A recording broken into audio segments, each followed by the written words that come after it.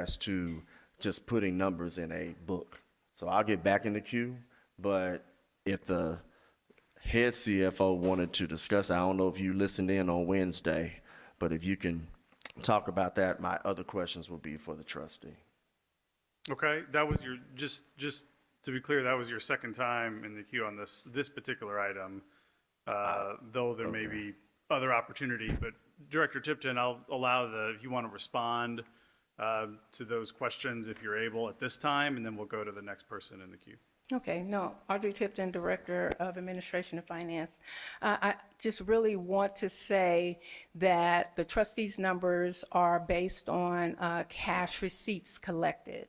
The way finance records year-end revenue, we're on a modified accrual basis of accounting. Without getting into too much detail, we are allowed to accrue an additional month of revenue as well as other overages that the trustee may collect in addition to what she says that what she forecasts.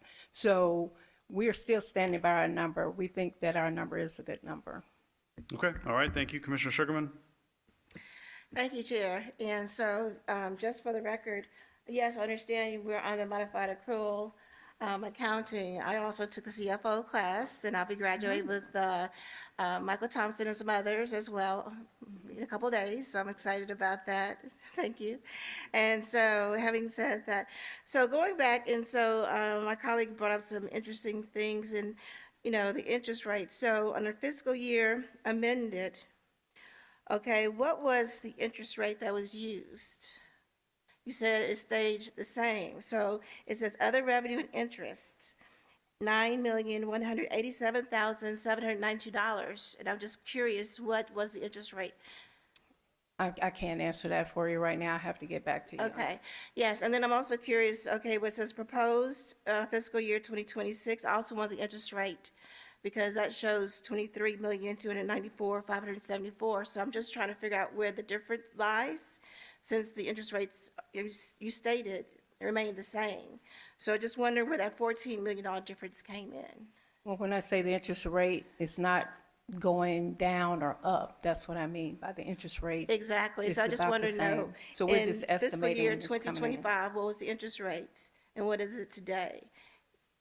So when I'll send you an email. It's very simple. I just want to know what the interest rate was used to come up with the interest that's showed here as far as the revenue. And then also, I was just curious what interest rate was used in the proposed, if it was the same. And then I'll send an email, but also where did the difference come to play? I'm trying to figure out where we went from $9 million to over $23 million, where the $14 million comes to play in. But I will follow up with an email. Thank you. Thank you. All right, thank you, Commissioner Sugarman. All right, Commissioner Ford, because you had the issue there, we'll add another minute. That's all I want. Okay, great, you got it. All right, thank you. I'm just going to make this statement. So the reason why I asked these questions, and we had these financial updates come in, and I'm asking the questions on whether we're going to get to particular thresholds, is because of a lot of the questions I know I brought up on Wednesday. I already explained that the trustee is our banker. She has stated for the last 7 years where she's at. I understand that the CFO wants to use her own ways of us getting to numbers, but if y'all look at page 10 of your... Accounting. Huh? Governmental accounting. Yeah, I know the difference. In the ACFR, you got to have your governmental accrual, and you got to, your modified accrual and your cash basis. I got you. It's called net position on one and the other. So I answered that. If that was your way of trying to get my time down, look at the funny numbers that the CFO's office brought on page 10 regarding our interest. It does not match, Mr. Chair, with the other stuff. So this is an improper, imbalanced, and incomplete proposed budget that the CFO's office has brought. All right, thank you, Commissioner Ford. All right, so we're voting on item 6, which is the April 2025 monthly division reports. Madam Clerk, please prepare the screen to vote on item 6.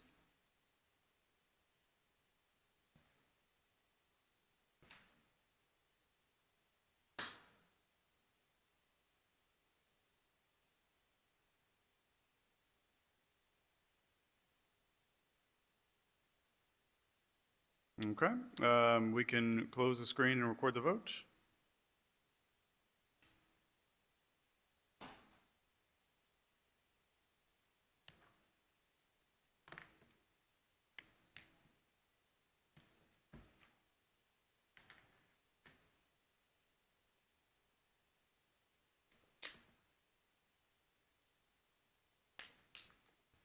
We have aye votes from Commissioners Caswell, Mills, Wright, Bradford, Morrison, Brooks, and Chairman Whaley. Commissioners Sugarman, Ford, and Thornton have abstained. We have 7 ayes and 3 abstain. Okay. Item 6 passes. Item number 7. Item 7 comes from the Budget and Finance Committee, which is chaired by Commissioner Clay Bibbs. Item 7 is a resolution approving the Shelby County Government Compensation Policy for fiscal year 2026, sponsored by Commissioner Miska Clay Bibbs. Item 7, moved by Commissioner Bradford, seconded by Commissioner Sugarman. Commissioner Sugarman, would you mind giving us a committee report? It was favorable. Thank you. Commissioner Ford? Thank you. I need the trustee. And I'm asking the trustee this and only the trustee.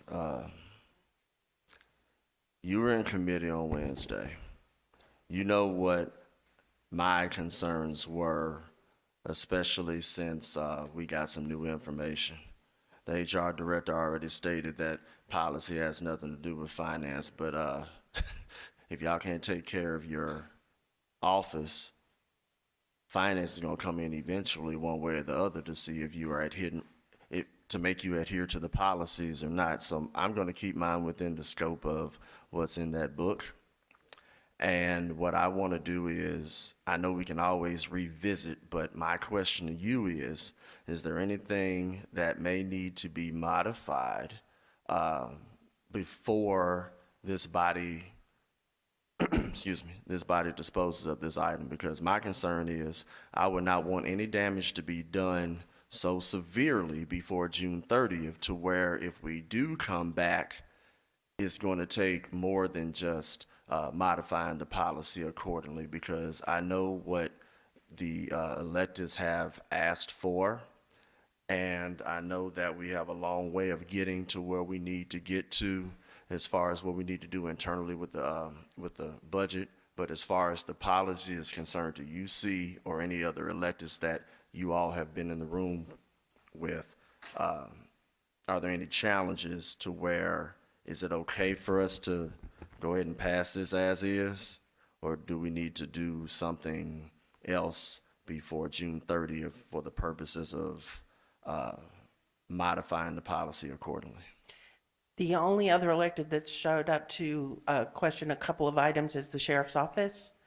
And aside from that, no one has, and we were all, for the most part, there at Civil Service Merit Board when it passed through. Everybody requested their changes. They either got voted up or down. So if the sheriff's office had something to say, they would be the last one. I think it's only dealing with their office. There's a line about law enforcement personnel. But it is also my understanding from what the HR director has told you, and I'm sorry, Regina Newman County trustee, that the HR director has told you that if raises pass, or if the $40,500 base salary passes, that the salary ranges on the back page would have to be adjusted, so there would be an amendment to this policy. But aside from that, I'm not aware of other issues unless So Chief real Lindsay quick, and I'm wants gonna get to- back into the queue. So you basically stated that if a 3% and the 40,000 is in, then the policy would have to change. Is that what you just said? That's what I heard the HR director say here. I'm gonna get back in because that's where I'm going with this. Thank you. And I'm gonna need Ms. Lindsay on the second round. Thank you. All right, thanks, Commissioner Ford. Commissioner Sugarman? Thank you, Chair. Trustee, don't go so far so fast. Okay, so for the record, and this is for the listening audience, I don't know about my colleagues, but my constituents have a lot of questions, and they seem to be kind of confused. So while you're here, for the record, what was the certified tax rate last year? 3.39. 3.39. And what is the proposed? Actually, it wasn't a certified tax rate. That was the tax rate you passed. Certified rates come in every 4 years with reappraisal. Thank you for the clarification. Okay, so the commission had a 3.39 tax rate last year. Okay, and so we have also proposed a tax rate for this year. Okay, what was our proposed tax rate for this year? For The proposed tax rate from the county to the state on the letter I saw was 2.371. 2.731. 2.371. 371. Thank you so much for that clarification. Okay, and so the next question, have we got a certification letter back from the state yet?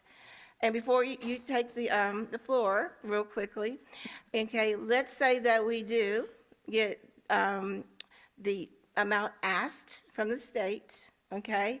Can you explain, because there's this confusion among my constituents. If, for example, we pass the certified tax rate from the state, that is not a savings or a decrease in property taxes. Because I've been trying to explain to my constituents, for example, there is a negative correlation, meaning that if property assessed values go up, and this may be for the property assessor, then the tax rate will go down, so that there is no influx of revenue, so because we have to equalize. So, and maybe the proper assessor, okay, you can come up and to clarify. Now, let's say one more thing. I've been hearing something else. So if, for example, the certified tax rate comes back to the amount that was requested, okay, so it's 2.7371. No, No. 2.371. Okay, that, okay. Whatever that was. Okay, and so let's say we do not use the certified rates. Instead, we use, let's say, 2.9. So at that point, that would be a rate increase. But let's say instead of going with the certified rate, we go down to 2.5. That will be an actual decrease. So if you can, in layman's terms, to explain to my constituents, because they're confused. They're thinking that, you know, if it comes back at the certified proposed amount, that they're saving on property taxes. So can you explain that in layman's term? I can start, and then my colleague can Thank you. forward on. In Regina layman's Newman, terms, thank you. County Trustee. The bottom line on a reappraisal year is that the state has a law that says the reappraisal increase, presumably mostly an increase in assessments, has to be revenue neutral. So the state has a law that says whatever the county got last year, they can't benefit from the reappraisal. So they will send you the tax rate that keeps the same amount of money coming to the county aside from some growth. So if we have new construction, et cetera, that is excluded because we would have got that anyway. So the reappraisal reassessments are the part that have to bring in the same amount of money. So, for example, if the state were to agree with the 2.371, the county would essentially be getting the same amount of money it got before reappraisal, except for new growth like XAI, et cetera. Okay. And if this, and you pretty much explained this, if the county commission then adopts that rate and then raises it or lowers it, that would be a corresponding increase in taxes to the community or a decrease in taxes to the community. Okay, thank you, Trustee Newman. I just want to bring us back to the item in front of us, which is adopting the compensation policy for fiscal year 2026. I think you did a great job summing up the situation earlier with Commissioner Ford's comments. I just want to try to get us there, and I know we want to talk about the tax rate, but this is not the tax rate item. Okay. Commissioner Ford, you're back in the queue. Point of information, but that does, because if it does come back lower, there is consequences to the policy. So that does relate to it, and I think that our constituents need to know and understand the impact of what's being said in public. Okay, That's okay, Commissioner so it Sugarman, is. Commissioner Thank you. Ford has the floor. All right, so let me do this. Ms. Lindsay, I need you. The electeds, I need y'all back up here, because I want to go back to what the trustees stated as far as if particular things are voted on regarding this body, then there may have to be a change to the compensation policy. And I want to stick on, no, sir, no, sir, no, sir, no, sir, no, sir.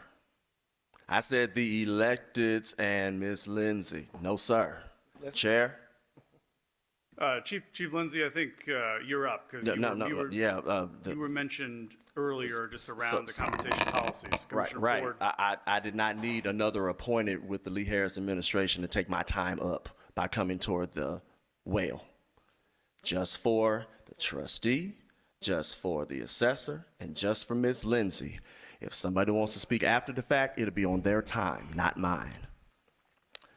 You heard the trustee state that if the 40,000 and the 3% are adopted by this body, then it would modify the compensation policy that is in front of us right now.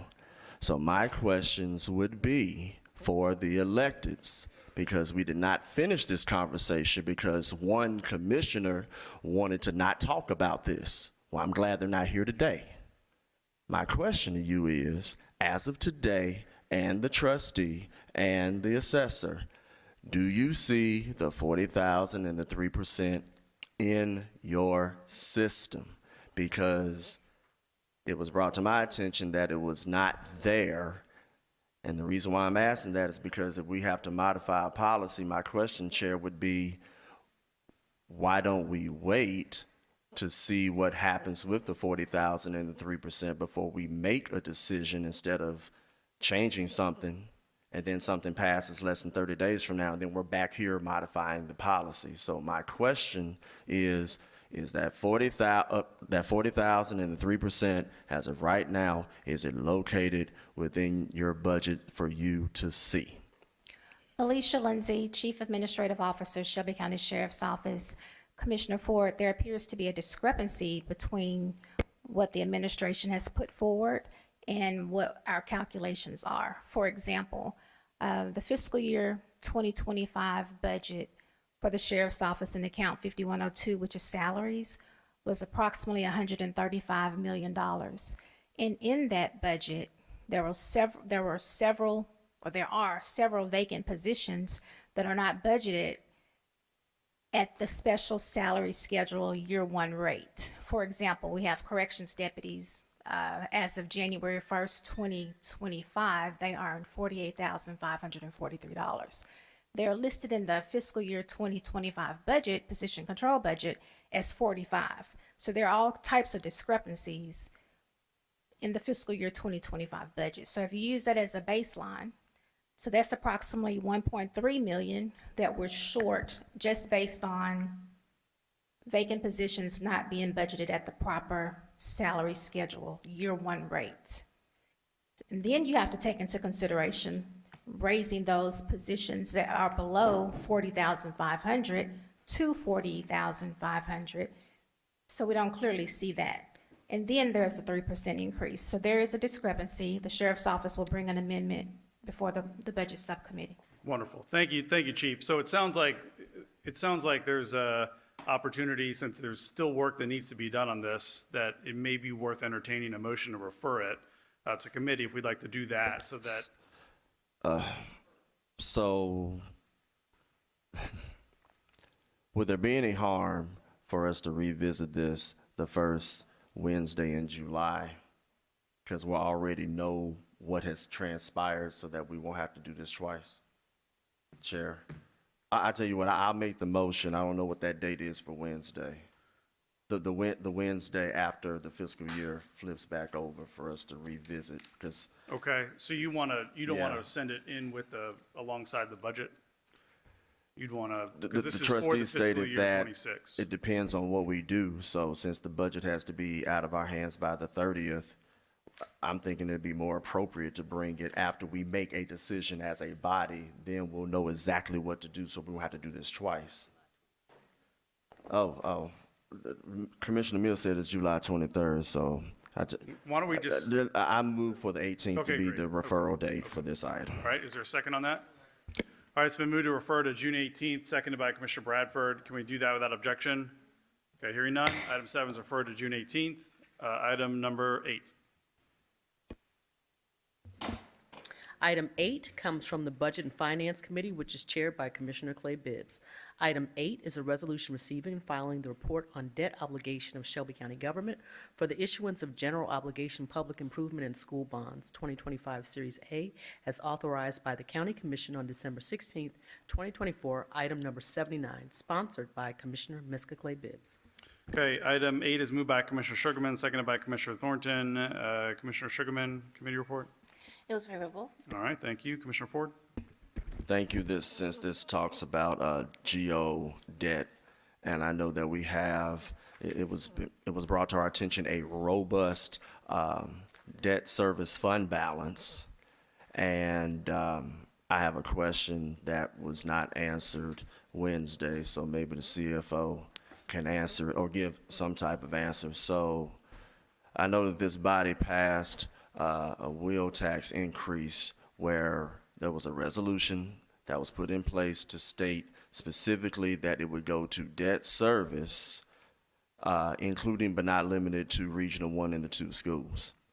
We have a proposed budget that bumps up another $5, but I'm not sure specifically if that is also going to be included in debt service, or is that specifically for general fund. And the reason why I'm asking is because whenever we get our penny value, and I did the math, it appears as if schools, that penny value equitably is going to go down, and so is the debt service significantly.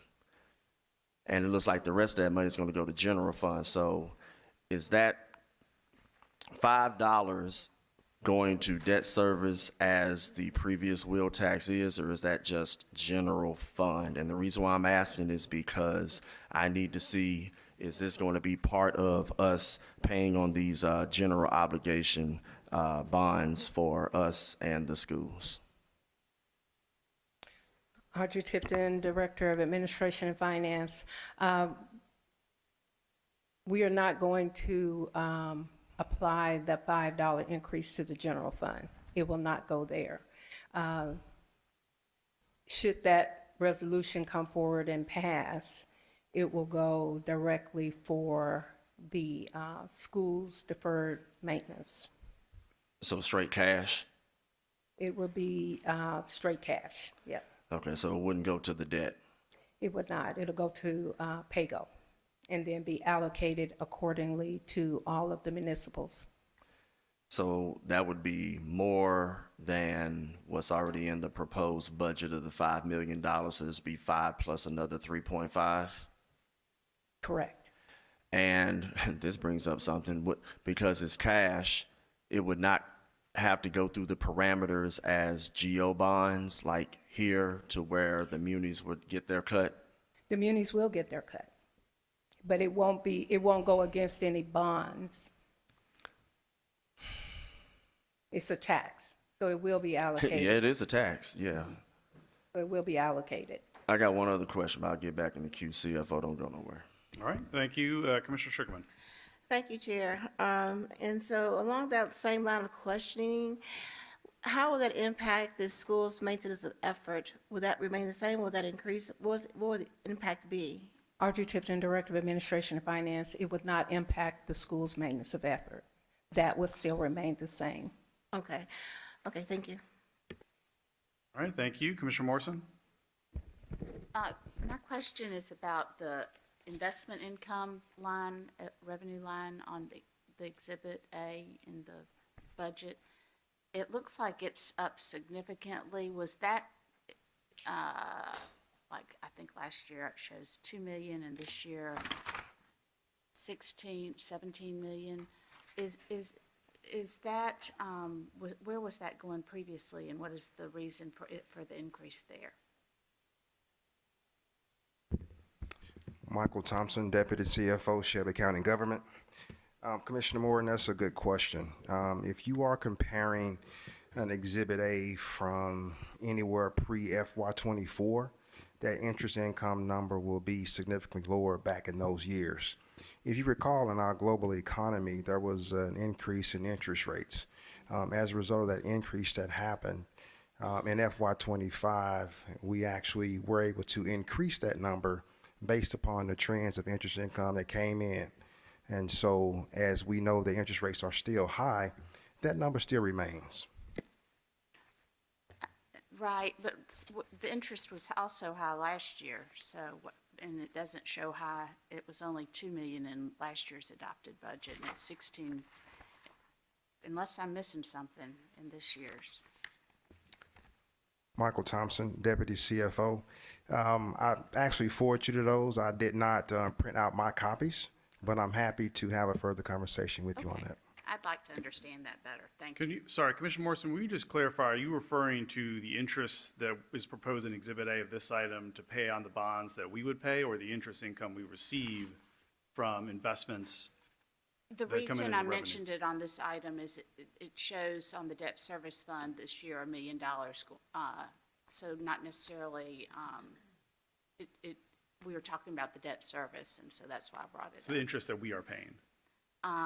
Actually, it's part of the revenue, investment income is part of the revenue listed in the debt service fund for this year, in the current proposed budget. Okay, great. All right, Commissioner Ford? Okay, I think I know where my colleague was going with this, so I'm going to go back to how this proposed budget, when you go back and you equitably put the penny, no matter what that rate is, since we still don't have anything from Nashville, but notwithstanding, if we use I'm using the trustees' penny, and I'm going to use the 2.731. I'm not going to use the different stuff that's on page 7 of the proposed budget book, because we've already shown, as I said, inaccuracies and incompletion. And I would trust the trustee with whatever we got with interest instead of the other group, which I know when I first got on, the first CFO did exactly what they needed to do in order to make sure that the trustee numbers and the CFO numbers matched up. So here's my concern, and this is why I asked about the $5. If the penny value is going down for education to make sure that the maintenance of effort is straight, because there would be more money, and the debt service would go down if we use equitable numbers, about $17 million. That's going to put about $28 million in the general fund. I believe that if there is going to be a swelling of the general fund, why are we just going to add another $5 to folks? I'd rather just stay in our means, and if the numbers come back how I think they're going to come back, there will be money in order to make sure that we don't have to impose another regressive $5 on our constituency in order to take care of schools. We're not taking care of schools the way that we should, because prior to this body, we were putting in $30 to $35 million worth of GO bonds in the schools for deferred maintenance. Then one year we put in 0. And when it was brought up, then we started talking about, okay, the 2 schools, well, now it's 1. Regional 1, you'll get some scraps. But I don't want to now lower the threshold on the debt and swell up the general fund and add a fee. That's the problem that I have. If the general fund is going to be larger, and in the budget book you can find about 10 pages where the general fund is going to be much larger, why are we going to put a $5 fee? And the CFO just stated it's going to be pay-go. Well, how about we go pay Memphis Shelby County Schools out of what we need to do instead of imposing that extra fee? So that's where I'm at on this. I'm fine with receiving and filing the report, Chair, but when we start having more conversations, we're going to see where we're at on this. Thank you. Okay, thank you, Commissioner Ford. Madam Clerk, please prepare the screen to vote on item number 8.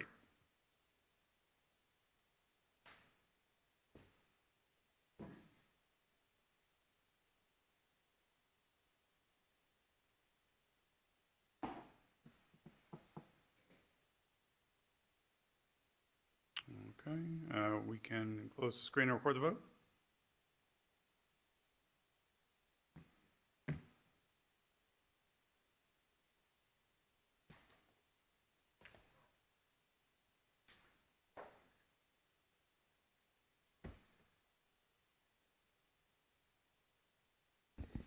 We have aye votes from Commissioners Caswell, Mills, Ford, Wright, Gordon, Morrison, Brooks, Lowry, and Chairman Whaley. Commissioner Sugarman has abstained. We have 9 ayes and 1 abstain. All right, item number 8 passes. Item number 14. Item 14 comes from the Public Works Committee, which is chaired by Commissioner Bradford. Item 14 is a resolution approving a contract between Shelby County Government and InSafe, Inc. in an amount not to exceed $807,284 for construction, engineering, inspection services related to the National Disaster Resilience Competition Grant for the Big Creek Park Phase 1C Amenities Package Project. This item requires the expenditure of FY 2025 federal HUD funds in the amount of $807,284, sponsored by Commissioner David C. Bradford, Jr. Item 14 is moved by Commissioner Sugarman, seconded by Commissioner Thornton. Commissioner Bradford, committee report? This item comes down with a favorable recommendation. Okay, thank you. All right, I'm not sure who pulled this item. Commissioner Thornton, you have the floor. Thank you, Chair. Just to the public, we had a number of high dollar resolutions, and so I know a number of people have said they have been following the conversations, and pulling these documents might not be the easiest for the public. So for this particular item, we had 56 vendors that received notices. Within that, we had 6 vendors submit bids, 4 white males local, 2 black males local, and it looks like this was awarded to 3 vendors per the attachment, which consists of 2 black male local and 1 white male local. So we are supporting both minorities and local businesses in this particular item. Thank you. All right, thank you, Commissioner Thornton. Madam Clerk, please prepare the screen to vote on item 14.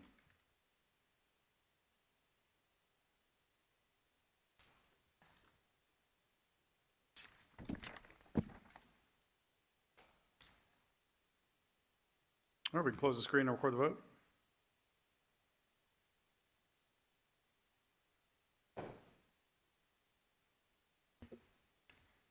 We have aye votes from Commissioners Caswell, Sugarman, Mills, Ford, Wright, Bradford, Gordon, Morrison, Brooks, Lowry, and Chairman Whaley. We have 11 aye votes.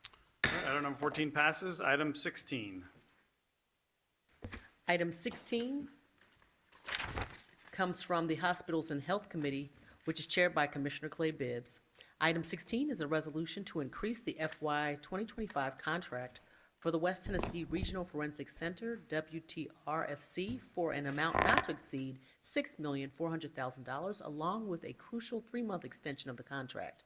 The proposed 3-month extension is essential as we encountered an unprecedented situation where no bidders responded to the request for proposal RFP issued on April 1, 2025, and closed on May 1, 2025. This request is critical to ensuring the continued operation and effectiveness of the WTRFC. The amount of the overage for FY 2025 is $1,250,000, and the 3-month contract extension for FY 26 is $2,506,779. This item requires the expenditure of FY 26 general operating funds in an amount not to exceed $3,810,779, sponsored by Commissioner Miska Clay Bibbs. All right, item 16 moved by Commissioner Sugarman, seconded by Commissioner Thornton. Commissioner Mills, were you in this committee? Commissioner Ford, can you give us a committee report? This item did receive a favorable recommendation, Chair. Okay, thank you, and you are in the queue. I only have one question. I got one comment and one question, so hate to see you go. And with this particular contract, we did have a question that I had a question that I shared with you because not everybody wants to deal with dead bodies. Ain't that right, Pop? Exactly. So after this 3-month extension is over, I'm assuming you'll already be gone, but what has been put in place for the purposes of making sure that the capital, human and otherwise, is there for the purposes of getting the job done? Thank you, Commissioner Ford. Dr. Michelle Taylor, Director and Health Officer of the Shelby County Health Department. So actually, great question. Resolution 17 that was not pulled, and you don't have to pull it, actually accounts for a 12-month extension to give us time, not only the 3 months gives us time to get a proper bidder in, so that we can make sure that we have a fair and competitive process. The 12-month extension will make sure that whatever new contractor, should there be a new contractor comes in, has overlap with the existing contractor, UTHSC. Thank you, Commissioner Ford. Commissioner Thornton? Thank you, Chair. This particular caption has a lot of nuance in it. Can you just catch us up to speed on maybe what you mentioned in committee? And yeah, that would just be helpful. Absolutely. Dr. Michelle Taylor, Director and Health Officer of the Shelby County Health Department. So really, we put the RFP out for bid and had no qualified bidders. And really, we got a lot of comments back from potential bidders saying that the RFP language was not suitable for the type of work that they would have to do, mainly that having that one-year contract with two-year renewals just would not give any qualified vendor the time to set up, do what they need to do. I will tell you that on average, I can give you those numbers.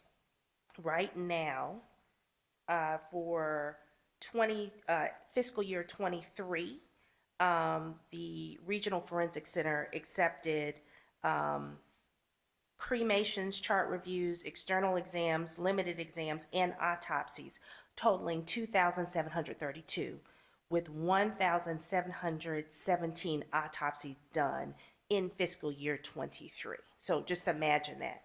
1717 just of decedents or dead bodies, like Commissioner Ford said, alone. And each forensic pathologist is only, by standard, supposed to do 250 decedents a year, right? So if you think about that, what we're talking about here is making sure that we have a proper vendor in place, somebody who is certified to do the job. We keep the staffing in place that we already have and make sure that we have time to do everything we need to do to meet the county process, but also keep the forensic center operational. And so the vendor that we currently are doing the extension for, when did they first become contracted with county government? Great question. I am not sure. I want to say, and I don't want to misspeak, I want to say it's at least since 2014, but I will get that exact year for you. And if you could just also just tell us if there were any other bidders when they initially secured their contract, just for comparison, just to see how large of a pool it was in 2014 compared to what we're not seeing happen. And what are we thinking as far as item number 17 and the extension, the 12-month extension? Are we thinking that we would be able to attract more bidders, and what would the difference be? We should be able to attract more bidders because later in the regular agenda, you all will be voting on an item that allows us to have a change in that RFP language that many of the bidders commented on would make it more attractive for them to actually respond to the RFP. And this particular contract, okay, I'll get back in queue, Chair.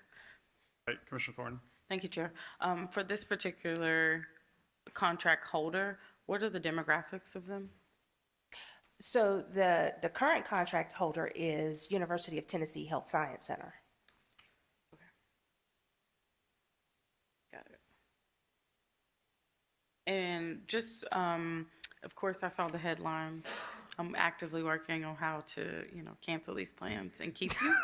So, sorry. if it Commissioner doesn't- Thornton, I appreciate the sentiment, but you would have to get me to break a contract, and I don't think that would be a good idea. We can fix things up. When is your last day? My last official day with the county is August 1st. August 1st. Okay, good. I'm going to get on your calendar just to talk about the clinic in Orange Mound. Absolutely. Thank you. Thank you. All right, thank you, Commissioner Thornton. All right, thank you, Dr. Taylor. Madam Clerk, please play the screen to vote on item 16.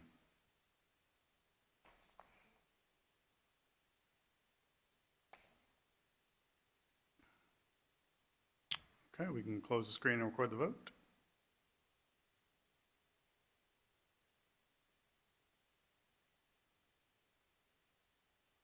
We have aye votes from Commissioners, Caswell, Sugarman, Mills, Ford, Wright, Bradford, Thornton, Morrison, Brooks, Lowry, and Chairman Whalen. We have 11 aye votes. All right, item 16 passes. Item 19. Item 19 comes from the Law Enforcement Corrections and Courts Committee, which is chaired by Commissioner Wright. Item 19 is a resolution approving a contract between Shelby County Government and Schindler Elevator Corporation for the repairing of 10 escalators, including material and labor plus a one-year maintenance warranty plan at 201 Poplar Avenue on behalf of the Shelby County Sheriff's Office in the amount not to exceed $1,260,398. This item requires the expenditure of fiscal year 2025 general fund dollars in the amount not to exceed $1,260,398, sponsored by Commissioner McWright. Item 19 is moved by Commissioner Sugarman, seconded by Commissioner Mills. Commissioner Wright, can we have a committee report? Yes, Mr. Chair, this comes down with a favorable recommendation. Okay, thank you. Commissioner Thornton. Thank you, Chair. So for this particular item, I see that it's single source to a White Mill locally owned business. Glad to see it's a local business. Wondering if there are any subs within this particular contract? Alicia Lindsay, Chief Administrative Officer, Shelby County Sheriff's Office. Commissioner Thornton, no ma'am. Okay, and the choice to go single source, Alicia Lindsay, Chief Administrative Officer, Shelby County Sheriff's Office. Commissioner Thornton, if you recall, back in December 16, 2024, we came before you with several emergency items. One of those was for $202,000 for the clean down and inspection of these same elevators. So the same vendor that did that work earlier in the year is the same vendor. Of course, with a single source, you have to publish it on the county's website for 7 days, and no one else responded. If that's correct, Mr. Gloucester would have to respond to that, but this vendor was selected from that single source publication. and just for clarity, I don't know if I can speak to Director Gloucester or not, but when it's publicized for the 7 days, are there any solicitations for people who fall within any type of, it's been a minute since we talked about this, my words are not with me, the codes that they have, the commodity codes? Do we solicit the notice of the 7-day window to them, or is it just posted? James Gloucester, Administrative Person. Good afternoon, Commissioners. Commissioner Thornton, yes, so it's posted for 7 days. So any responses we get from any other vendors, we send it to the Sheriff's Department to review. And if there's any feedback from that, we'll discuss it and let the vendor know. My question was, okay, so you post it. Yes. But how do I know that it's coming as a post? Do you notify me that the posting is going to happen? If I'm No. in a particular commodity code, if I have an EOC number related to this particular scope of service? No, it's just put out there for 7 days. And what policy dictates that we do it that way? Because it seems kind of just unfair. I mean, you're just doing business and then all of a sudden county government posts a 7-day noticed opportunity. Why would I just randomly just come across that?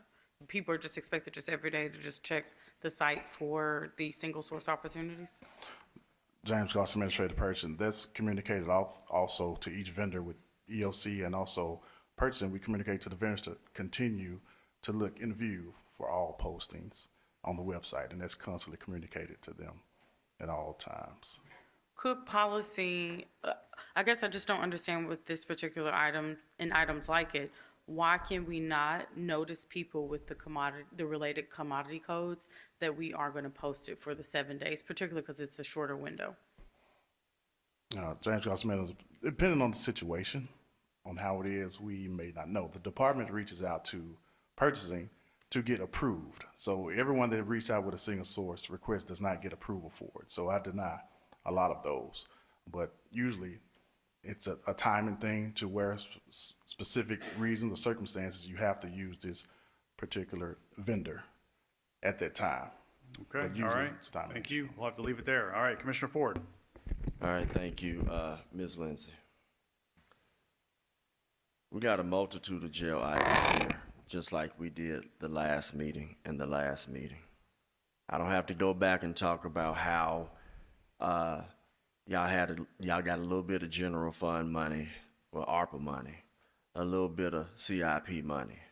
And then you had to basically endure more of the salary restriction to take care of something that belongs to us. So my question is, with the inclusion of this item, as well as I see the next one and whatnot, how many more items do you all have that need to make the June 30 deadline to where I understand my colleague where the single source, sole source, whatever the case may be, but I know that the administration has done their best in order to keep you all from getting what you need. Now, they can go ahead and say whatever they want, but I've seen the timeline. I've seen the emails to some of the people who were budget chairs and budget vice chairs. You let them know what was up. It was deaf ears. I just need to know what other items does this body need to make sure that get past the finish line so that it doesn't get carried forward to fund balance or something else adverse to where we need to go ahead and take care of those things. I understand my colleagues' concerns about the contracting, but you did not create, and the sheriff did not create this situation where you got to do what you can with a $44 million salary restriction, which now the administration with their imbalanced budget wants to do a $51 million salary restriction on you all. So basically it's you all having to use your money again in order to take care of the jail piece by piece by piece. So my question to you is, what else do we have that's coming in front of us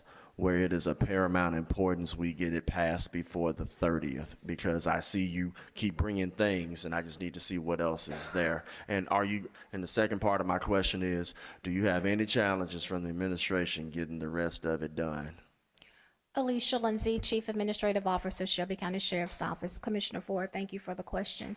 Unfortunately, I don't have my resolution tracker with me, but I know there's one item for $843,000 to repair 10 elevators, and I believe that's currently in the county attorney's office for review. I think finance has signed off on it, and I think that's the only item we have. So at this point, no, there's been no delay from the finance or the mayor's administration on approving those items to get them on the 23rd agenda. All right, thank you. Commissioner Brooks? Thank you, Mr. Chairman. Ms. Lindsay, I see here, I'm going to make sure I'm reading this correctly. I think it says 10 escalators. Is that correct? Escalators? Alicia Lindsay, Chief Administrative Officer, Shelby County Sheriff's Office. It's escalators, but I think it's more so like the steps per floor. So they're, 10 floors? Yeah, the section of the escalator. So we're not talking about 10 escalators? No, it's the what are we entire talking elevator about? system, so there are 10 different sections. So I guess that's how the contractor, spells that out. So like the first floor may have 2 sections, one going up and one going down. Then the next floor has 2 going up and down. So that's how you account. In that case, that would be 4. So you're talking about X number of sections of 2 escalators? Yes. Can you, maybe we need to have this spelled out correctly, because it's a bit misleading. It's one escalator system, but there are different sections of the escalator. Yeah, but it says here 10 escalators. I don't want to belabor it. That's how it was quoted to us, Commissioner Brooks. Ma'am? That is how the vendor quoted it to Okay. us. The supporting documentation says the same. Okay.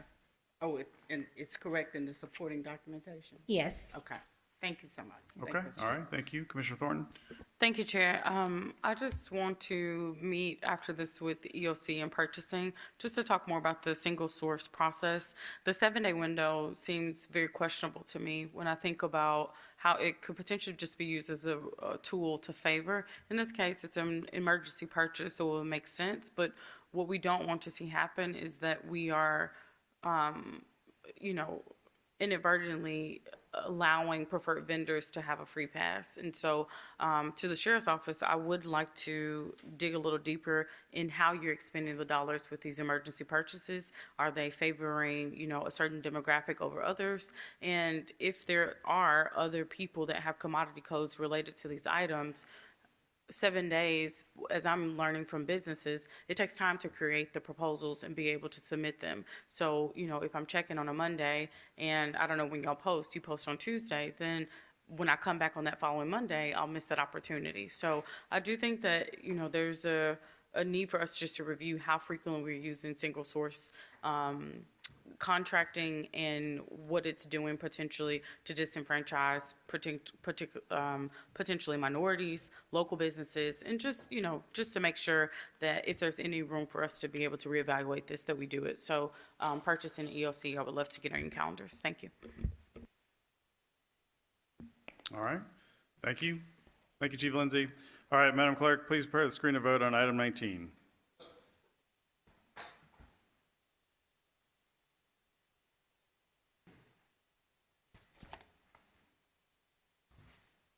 Okay, we can close the screen and record the vote.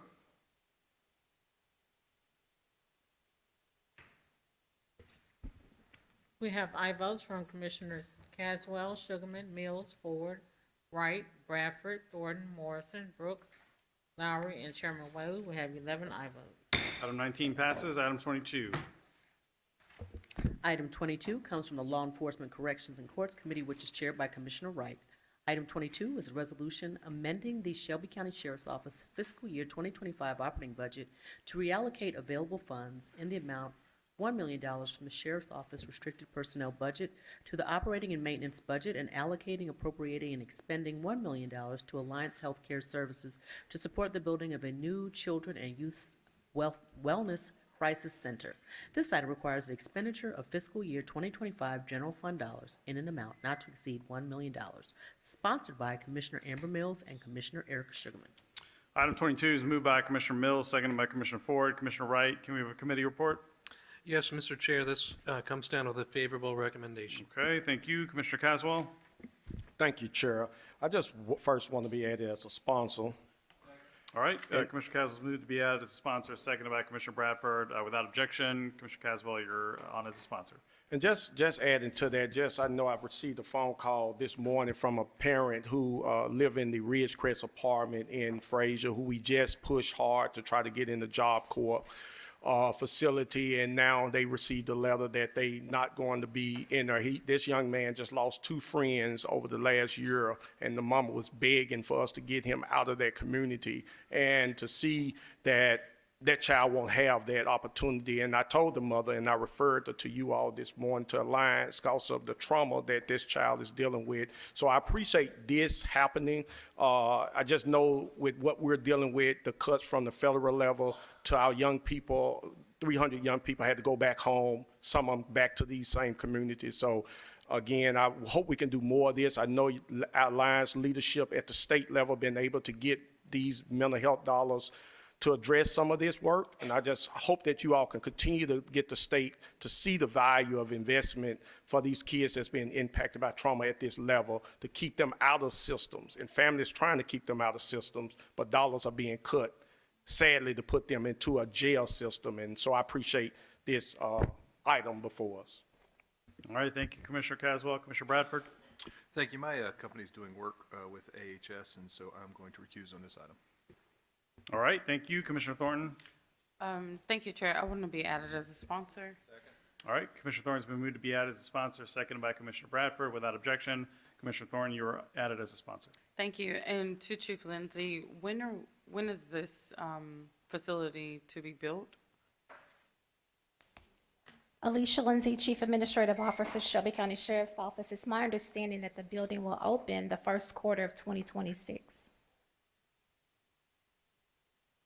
And can we just refresh the public of how it works?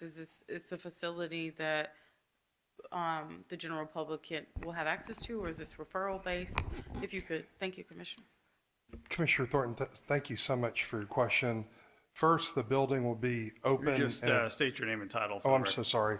Mark Billingsley, Executive Director of the Alliance Foundation. We're the fundraising arm for Alliance Healthcare Services.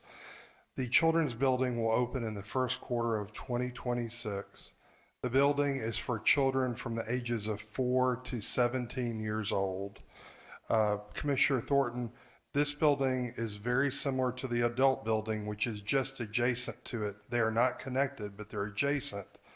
And just like the adult building, they can come in by police car, Shelby County Sheriff, by ambulance, by the fire department. Mothers and fathers or relatives can bring young people in 24 hours a day, 7 days a week. And again, like our commitment on the adult side, no one will be ever turned away for inability to pay. Thank you. Thank you for the work that you do Thank as you, well. Commissioner. All right, thank you, Commissioner Thornton and Commissioner Lowry. Thank you, Chair. Thank you, former Chair Billingsley, for the work that you all are doing. I want to simply be added as a sponsor as well. All right, Commissioner Lowry is moved to be added as a sponsor, seconded by Commissioner Caswell. Without objection, Commissioner Lowry, you're on as a sponsor. Thank you. Commissioner Ford? Thank you. Very quickly, Ms. Lindsay, one more time. And when I look at where the funds are coming from, and I did ask, but I just want to make sure it's on public record, this is a collaboration that the Sheriff's Office is elated to have with Alliance Healthcare Services.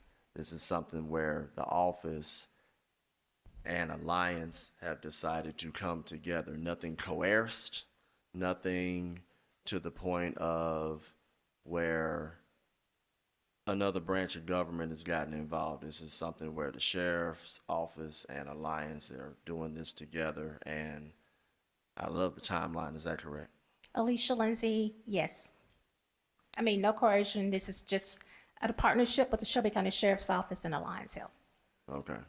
And Chair Emeritus Billingsley, I'm glad you came back because I'm glad that there was a way, and I appreciate the original sponsor to find a way to make it happen to where it would not come out of our fund balance or somewhere else, because a couple weeks ago you were here where there was an organization, and I'm not against the organization, I'm just against the politics where there's some hypocrisy that goes along with it, to where there's an organization that also fundraises, and they were able to get $1 million. It was an add-on, which means it wasn't on our agenda. I stated what I needed to state. Everybody else was quiet, and it got done just like that. Now, can that organization do what you all do in this resolution? Absolutely not. But I just wanted that to be stated on record, because I don't want to hear the division talk about, well, doesn't that qualify as a salary restriction, whatever case may be. The sheriff who's elected, who has a great CAO, CFO, you all collaborated to make something actually happen. And I appreciate that. I don't have to be a sponsor. I'm going to vote yes, because I don't need to pad my resume. I'm not running for anything else. But I will simply say that you can tell me it's Easter tomorrow. I'll start dyeing eggs tonight, Commissioner Billingsley, because I've worked with you on things, and it just hasn't been something so you can just put your name on something. So thank you, Commissioner Mills, for making this happen, and Ms. Lindsay and the Sheriff and Chair Emeritus. I won't be there tomorrow, but I'll be there in spirit, but definitely let me know the date that it opens up in the spring. So thank you very much, and I yield. All right, thank you. Commissioner Brooks? Thank you, Mr. Chairman. Just a couple of questions. You mentioned the Children's Bureau building. So where will this facility be located?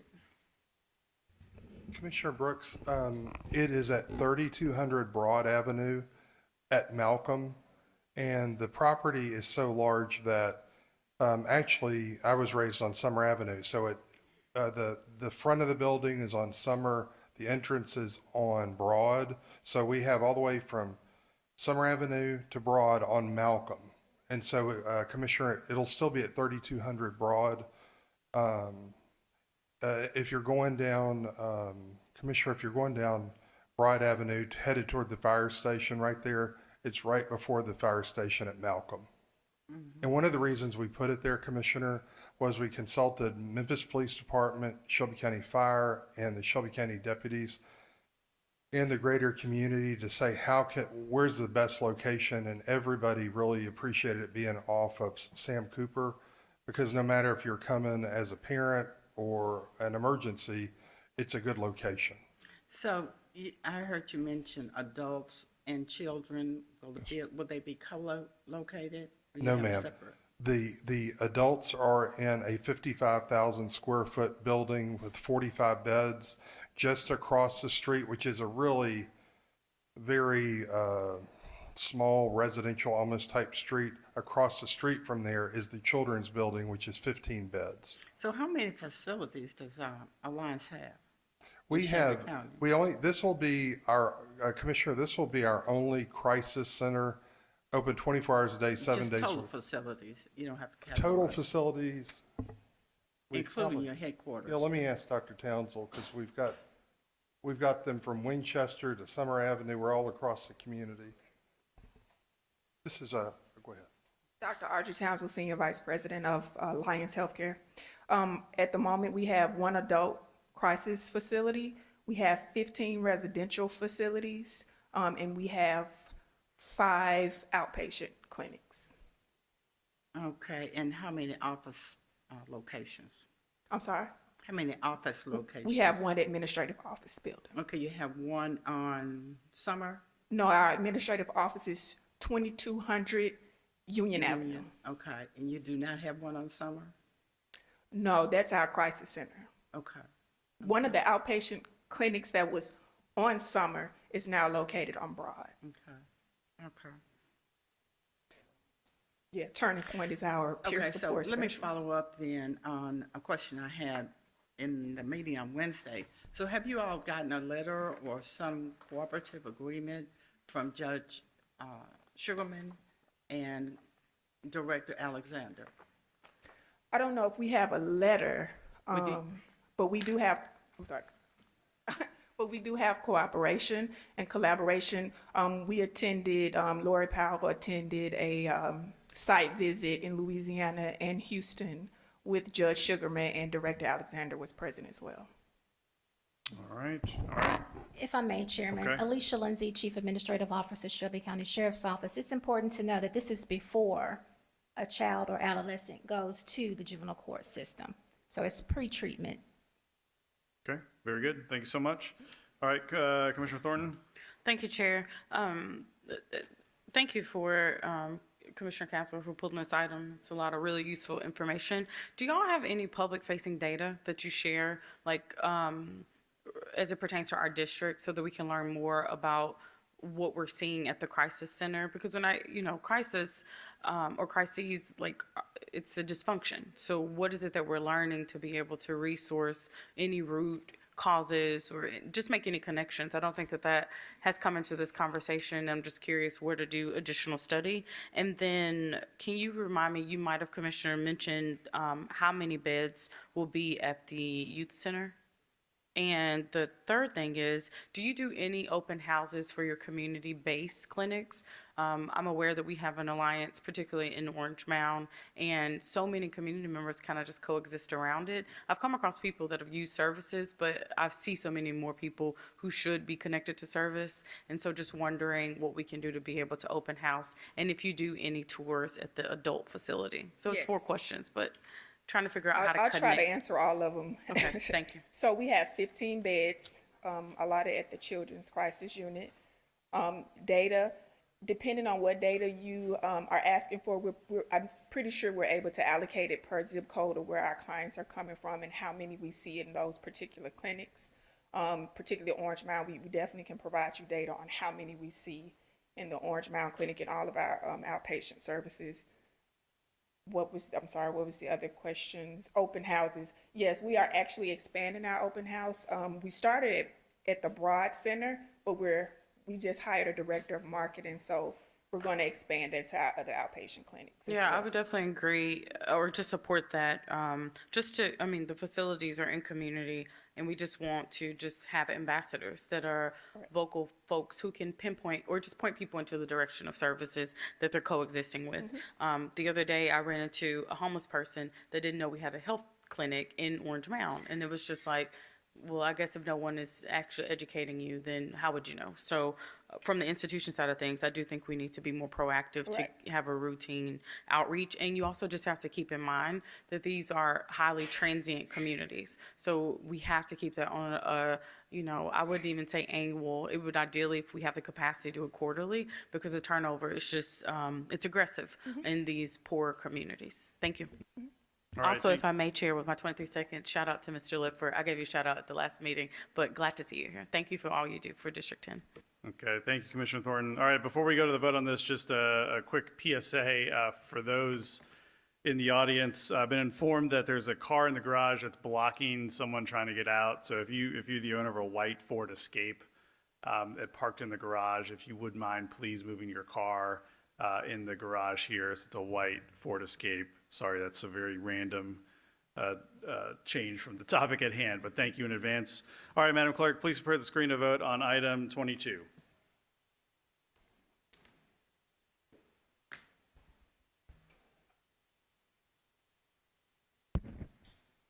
All right, we can close the screen and record the vote.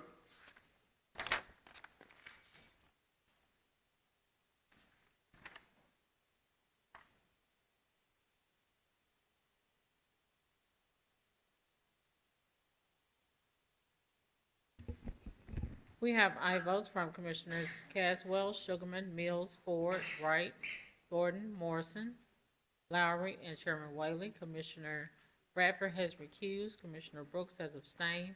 Have 9 ayes, 1 recused, and 1 abstained. All right, item 22 passes. Item 25.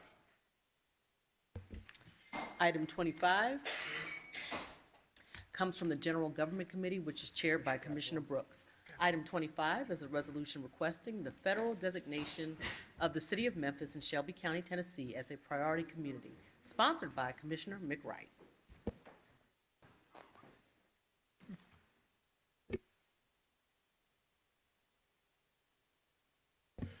This item is moved by Commissioner Sugarman, second by Commissioner Mills.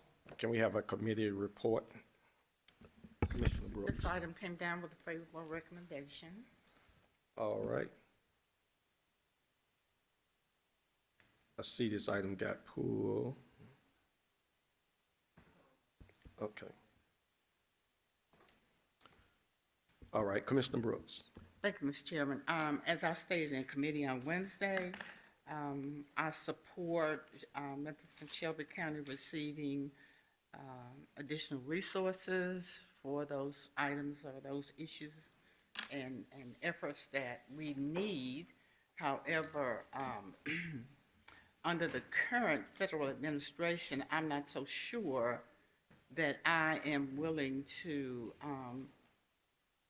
support this item as it is without additional details, because with federal assistance comes strings. And when you look at the federal administration that we have now, I'm just not sure what kind of strings that we may be encumbering ourselves to. So that's why I pulled the item. I support the intent, but not without more specificity. Thank you. Thank you, Commissioner. Commissioner Thornton. Thank you, Chair. I definitely receive some of the apprehensions of my colleague, but I definitely say, without federal assistance comes strains. And, the jail, I'm seeing these headlines of a frequent pattern of deaths in the jail. And we have yet to talk about what a viable pathway to be able to fund the jail is going to be. We have yet to talk about how we're going to stop building schools at a 1-to-1 ratio. And I have not heard a viable pathway of commitment at the state level for the regional one. So I think that, we have to be proactive to be able to get our needs met, and we definitely need additional assistance. I would just, as I was reading the comments, I see people who, and I get it, they're very concern with such a large dollar amount. I saw something about $10 billion in one of the articles that I read. They're concerned about, misuse of funds and all those things. And I think that we're always trying to better our trust with the general public, but I just want people to know that the things that you're asking us to do, we need the resources to be able to do it. So I support this. I would like to be added as a sponsor. All right, moved by Commissioner Thornton to be added as a sponsor, seconded by Commissioner Sugarman. Without objection, Commissioner Thornton, you're added as a sponsor. Thank you, Chair. And then I just want to make the point, someone make this in the comments as well, and I wholeheartedly agree. The issues that we have are rooted in poverty. And so just throwing monies at facilities is not the only fix. So I just want that to just be stated, that I hope with future administrations and commissions that we will actually commit to being able to focus on not only the facility issue, which is, obviously an issue, and our facilities have not been maintained properly and have completely crumbled due to that. We have to also focus on the people. We have to resource these communities. They continue to show themselves as being dysfunctional. We have to get some type of data tool to be able to figure out how to target the resources where they matter most. And so I hope that any of the candidates that are looking to rush into these issues, rush in to be able to resource these issues, that you will just fight for the dollars for facilities and for people. Thank you. Thank you. Commissioner Caswell. Thank you, Chair. And the reason I get in the queue on this issue too, as I think about the plight of where we are as a community and county, thinking about the fact that the conversation from DC talks about 1,500 FBI agents coming into the city. We seen the other day where some in our Hispanic community was arrested going to court. Many of those individuals are the ones doing a lot of these contracting jobs and HVACs and different things in these type of settings. The thing, again, I can appreciate the sentiments of where this ask from the federal government would be, and asking the federal government to be intentional about those type of investments. I would say to us too, as how we see some of our state legislature, G.A. Holloway in here just walked in too. How do we have real conversation around the collective impact of this work, whether it's with the school district that need to be intentional about educating, training kids? We took vocational out of schools 10, 12 years ago. So who are going to be doing these jobs? How do we use this as an opportunity to say, if we're going to get these type of developments, who's going to do the building? And are we training the workforce to do that? Are we working intentionally? And I've been out to the Pinnaform where they have carpentry programs in there. Are we going to be intentionally working with reentry individuals to be trained so that they can go into these jobs to do this development? I would truly hope, and again, that it would happen, that dollars would come from the federal level here to make these big improvements that's needed, that we don't have to continue to put the burden on local taxpayers. But yet I say at the same time, the intentionality of us as a community to have real conversations. One of the failed projects I seen many years ago when we had federal dollars come in for Hope 6 projects, and I grew up in Dixon Home and didn't see where they took advantage of Section 3 to train individuals like us to have carpentry skills and HVAC skills, knowing these $100 million developments was coming. And all they did was give people vouchers and sent them out to communities like Fraser and Hickory Hill and other communities. But we be intentional about what we do as a county to say that here is an opportunity, that if the federal government see us with a real plan, that these individuals do not end up in the jail system, because sadly that's where I see after the FBI raid the Hispanic community, we're coming into the Black community, and these individuals would be then put into a place of going into the jails and working for pennies on the dollar if we're not investing for them to have these jobs to do these developments. I support the potential of what can happen with this bill, but I just want to say let's be intentional about being in unity in our community to really have a plan together to move something like this forward, to let the federal government know that we got a plan. So I support this as it stands. All right, thank you, Commissioner Caswell. Commissioner Brooks? Thank you, Mr. Chairman. Just one last comment, and I understand what my colleagues are saying, but I'm looking through a historical lens, and historically, Republican administrations have not been intentional about investment in the economic empowerment educational advancement of Black communities, historically speaking.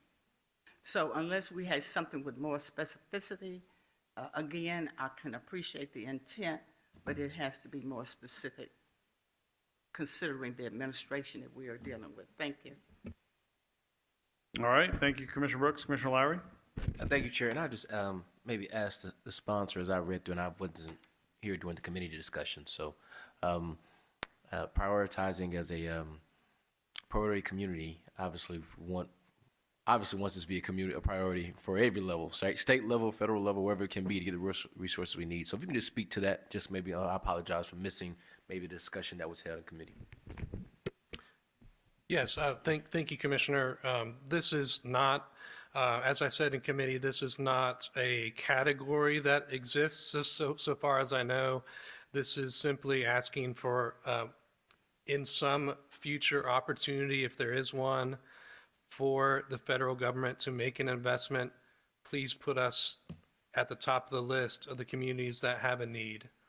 And this was brought to mind. This is actually something that I crafted before the presidential election, and was working with a city council person to make it as a joint resolution before, but we just didn't get our ducks in a row in time before the election.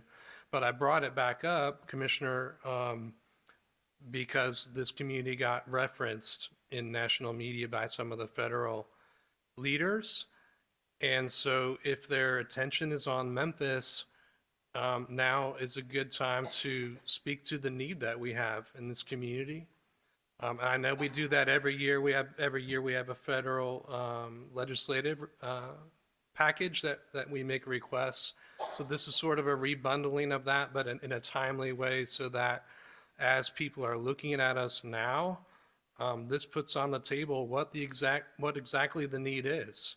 And I know $10 billion, that's kind of an eye-popping number, but when you start to look at it, you look at the needs in MSCS, what the ADA match would be for the municipal districts, that's just the deferred maintenance. Then you add in if we want to build any new schools this decade or in the next decade, those costs rapidly escalate. If we want to build a jail in the next 10 to 20 years or a new justice complex, that's a tremendous, of course, we've talked at length about Regional 1 and the need there that we're chipping in. I think we said 350 million, but I think they said 1 point something billion. So sorry, I'm long-winded answer, Commissioner, but this is simply a request for help.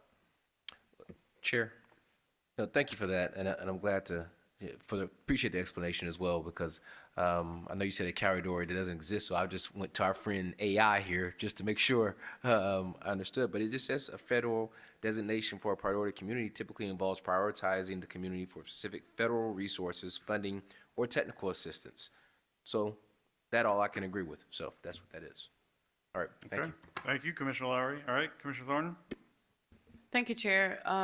We have seemingly a number of different inroads into the White House being here in Memphis, not just the FBI new connection, but then Elon, who I know has parted ways, but still arguably has connections. So I'm just saying, when we make the request resolutions, sometimes I just wonder what happens after we pass it or don't. So if we pass this particular resolution today, what is your hope or understanding of how this will carry on? Does it need to be presented to our lobbyists, or, who needs to be made aware that this particular item is put out into the universe for someone to pick up? And if there's anything I can do to support getting it to its next step, I just want to make sure that it just doesn't fall flat as a request. So if you could just speak to any type of understanding or actions that you're prepared to take after today's vote, that'd be helpful. If I can, so thank you for that question. I hadn't really thought what any next steps might be, Commissioner. Certainly welcome your ideas and would love to partner with you on that. I do think, something like this, these are all issues that we've talked about some on this board, but sometimes when you put that dollar figure on it, It generates some media attention, as you spoke to earlier. And so I think just again, putting this together as a request, and whether you like them or not, this administration is particularly interested in infrastructure questions. And I think in the first Trump term, they talked about having an infrastructure week. And so maybe this is something that appeals to this administration, that if they want to build, please think about us first. So yeah, I don't have a great answer to your question about next steps, but I think our friends in media have at least given us the beginnings of something. All right, thank you. Commissioner Sugarman? Thank you, Chair. And so, again, I appreciate the intent. And, I just want to remind the listening public is that several months ago, in fact, maybe 9 or 10 months ago, NACO picked Shelby County, and we're one of 5 counties across the country that were selected for housing technical support, out of which we came up with an ordinance, and it's a joint ordinance between the city and the county to build affordable houses. And in fact, we are in the process, the city side, understand, they are in the process, as well as the county side, of building affordable houses, and that we're in doing so and going through this process, we're creating processes and breaking down barriers so that we can start replicating what we're doing in District 8, and taking parcels that have not been activated and won't be activated the way it has been, because the fact that developers saying, look, we're not going to these areas because there's no comparables. And so they take, so this program, NACO, with support of the city and the county, elected officials, appointed officials, et cetera, working together to move this forward. But it was NACO that gave us the technical support to do this. And so, again, bringing a national lens and support is always a helpful thing if this, very intentional to my colleagues' points. So I just want to say this, it can happen. Sometimes it's a good thing if we have national lenses. Because of NACO, we have ordinance number 31 on the agenda. And this was because of the city working together, the county working together, nonprofits working together, communities working together, so it can happen. So I just want to put my 2 cents in about that. Thank you. All right, thank you, Commissioner Sugarman. All right, Madam Clerk, please prepare the screen to vote on item number 25.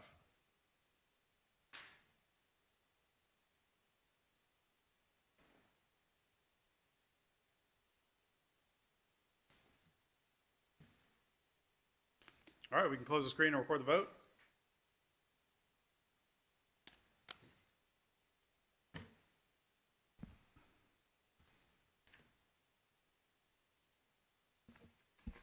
We have aye votes from Commissioners Caswell, Sugarman, Mills, Ford, Wright, Bradford, Thornton, Morrison, and Chairman Whaley. Commissioner Brooks has abstained.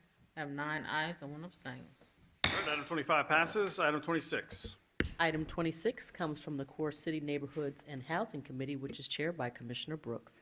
Item 26 is a resolution approving the conveyance of 15 county-owned delinquent tax parcels acquired from Shelby County Tax Sales 1603, 1701, 1702, 1703, 1704, 1801, 1802, 1804, and 1901 to the City of Memphis for nominal consideration for use and benefit of its MOTA-owned program, and authorizing the Shelby County Mayor to execute reclaim deeds, sponsored by Commissioner Henry E. Brooks. Item 26 is moved by Commissioner Sugarman, seconded by Commissioner Bradford. Commissioner Brooks, can we have a committee report? This item came down with a favorable recommendation. Okay, thank you very much. Commissioner Thornton, you have the floor. Thank you, Chair. I see Administrator Sykes-Woods. Can you so the MOTA-owned program comes up a lot in my district, and there's just a lot of confusion about, does it exist, does it not exist? So this particular item is fascinating to me because I think it's the first time that we have done a conveyance of sorts. Esther Sykes-Wood, Land Bank Administrator. We've done several conveyances to the MOTA-owned program. I will do some clarifying here. The county doesn't have a MOTA-owned program, the city does.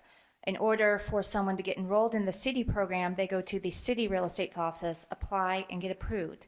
It is at that time that the city can request that parcel from us, and that's when they're counting, days. I think they have to mow it for 2 to 3 years before they can be conveyed the property.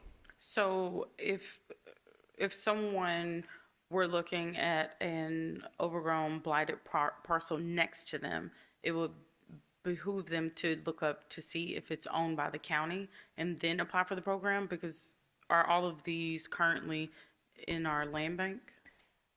The Esther Sykes-Wood, Land Bank Administrator, the ones in this resolution are currently in Land Bank. That's why Land Bank's bringing this. However, I'm not certain about the parameters as to what properties qualify. I don't think they certainly have to be county parcels. They can be other parcels. So I would say that anyone who's living next door to a property like that should inquire with the city just to see if that property would qualify. So as I'm looking through, I'm seeing parcels on main thoroughfares. We're saying that we weren't able to sell these parcels in 2 to 3 years. Esther Sykes-Wood, Land Bank Administrator, some of those correct. They haven't sold for how long they've been in the land bank inventory. However, it's not a requirement. I don't put a hold on properties before we convey them to the mode to own. So we could have just acquired them and we'll send them over there if there's a qualified applicant. So in the past year, someone could have started the process of applying for the motor own and it been sold out of our inventory and it was no longer an option for them. Esther Sykes-Wood, Land Bank Administrator. So there's been some confusion when I first got to the land bank on how to actually operate this. I have reset it so that once the applicant is approved, then the city sends us a contract requesting the property. Previously, they were on hold for years trying to wait for them to navigate, and there was confusion. So this way, there's a clear line. Yes, they can be approved. However, their maintenance should not have started already. They're not supposed to start maintaining the property until after they're an approved applicant with the Mo-to-Own program. Once they're an approved applicant with the Mo-to-Own program, that's when the city real estate office reaches out to us with the contract, and that's what's before you today. All Okay, right. thank you. Commissioner Thornton? Thank you. Okay, just to clear this up, because we have a lot of confusion at the neighborhood level. I'm interested in an overgrown parcel. I go to the city to apply. They're going to tell me if that parcel is eligible for the program. Well, the Esther Sykes-Wood, Land Bank Administrator, twofold, yes, whether or not the parcel would be eligible and whether or not that person as an applicant is eligible. But I can't speak more on the program because I'm not involved. And do we know who we're selling these parcels to? Like, the assumption would be that a motor-owned program is benefiting local owner-occupied residents, probably neighboring residents to the motor-owned parcels. How do we know who we're selling these to? Esther Sykes-Wood, Land Bank Administrator, we don't currently track that. Does the city track? I mean, they obviously know who their the applicants city, are. I hope the city's tracking that, and it would show up in the deed as well. So why can't we, in the information, include that for these approvals of the conveyances, like we would do any other sales transaction? We can request that information. Yeah, I'm just gonna ask Chair if we could defer this to the next committee. The motor-owned program is something that there's not a lot of clarity around at the neighborhood level. I have people who are calling me all the time, and it was my understanding that it wasn't an active program. So to see these conveyances and to see parcels in my district, I would want to know where they're going, because it would be deeply concerning to me if motor-owned is benefiting yet again LLCs and out-of-town investors. The program should be something that local owners are able to benefit from, I think. And so, yeah, I would just like more time to be able to get someone from the city also to come in and speak on this particular program. Okay, so Commissioner Thornton, you making a motion to refer it to June 18th committee? Is that right? Yes, sir. Okay. Is there a second? Okay, seconded by Commissioner Brooks. Is there any objection? All right, hearing none. Item 26 is referred to June 18th committee. Thank you. All right, item number 27.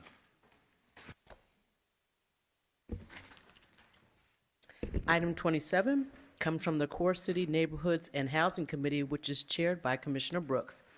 Item 27 is a resolution approving the sale of 29 county-owned delinquent tax parcels acquired by Shelby County from various Shelby County tax sales to identified purchasers at various prices, collectively totaling $92,933.75 pursuant to Tennessee Code Annotated Section 67-5-2507, and authorizing Shelby County Mayor to execute reclaimed deeds, sponsored by Commissioner Henry E. Brooks. Item 27 is moved by Commissioner Sugarman, second by Commissioner Bradford. Commissioner Brooks, committee report. This item came down with a favorable recommendation. All right, thank you. Commissioner Thornton, you have the floor. Thank you, Chair. I just need to pull this item to get additional information, but I have no objection to it. Thank you. All right, great. Madam Clerk, please prepare the screen to vote. Item 27.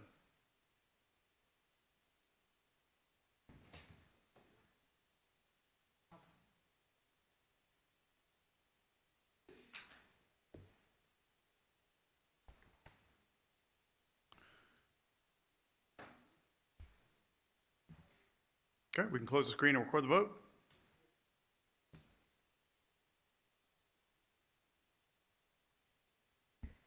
We have aye votes from Commissioners Caswell, Sugarman, Mills, Wright, Bradford, Thornton, Morrison, Brooks, and Chairman Whaley. We have 9 aye votes. All right, item 27 passes. Okay, ordinance time. Item number 29. Item 29 comes from the Hospitals and Health Committee, which is chaired by Commissioner Clay Bibbs. Item 29 is an ordinance on third reading, so Chair, once it's properly before us, I ask that you allow me to read the summary to the record. Item 29 is an ordinance to amend the Shelby County Code of Ordinances, Chapter 42, Article 2, to revise and clarify the rate-making authority of the Shelby County Groundwater Quality Control Board to update permit fees required to operate, maintain, or inspect water wells and septic systems. Sponsored by Commissioner Miska Clay Bibbs and Commissioner Brittany Thornton.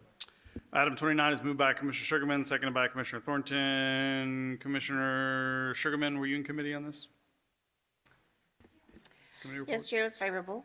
Okay, thank you. All right, Madam Parliamentarian, will you please read the summary?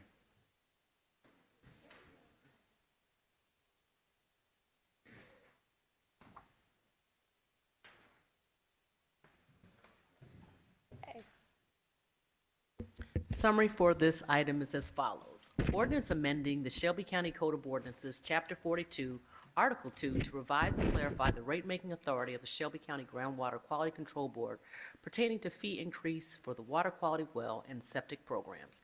The current well and septic permit fees are insufficient to fund the direct and indirect costs of the water quality program based on the actual billing data reported to the department and the approved budget for the portion of the program.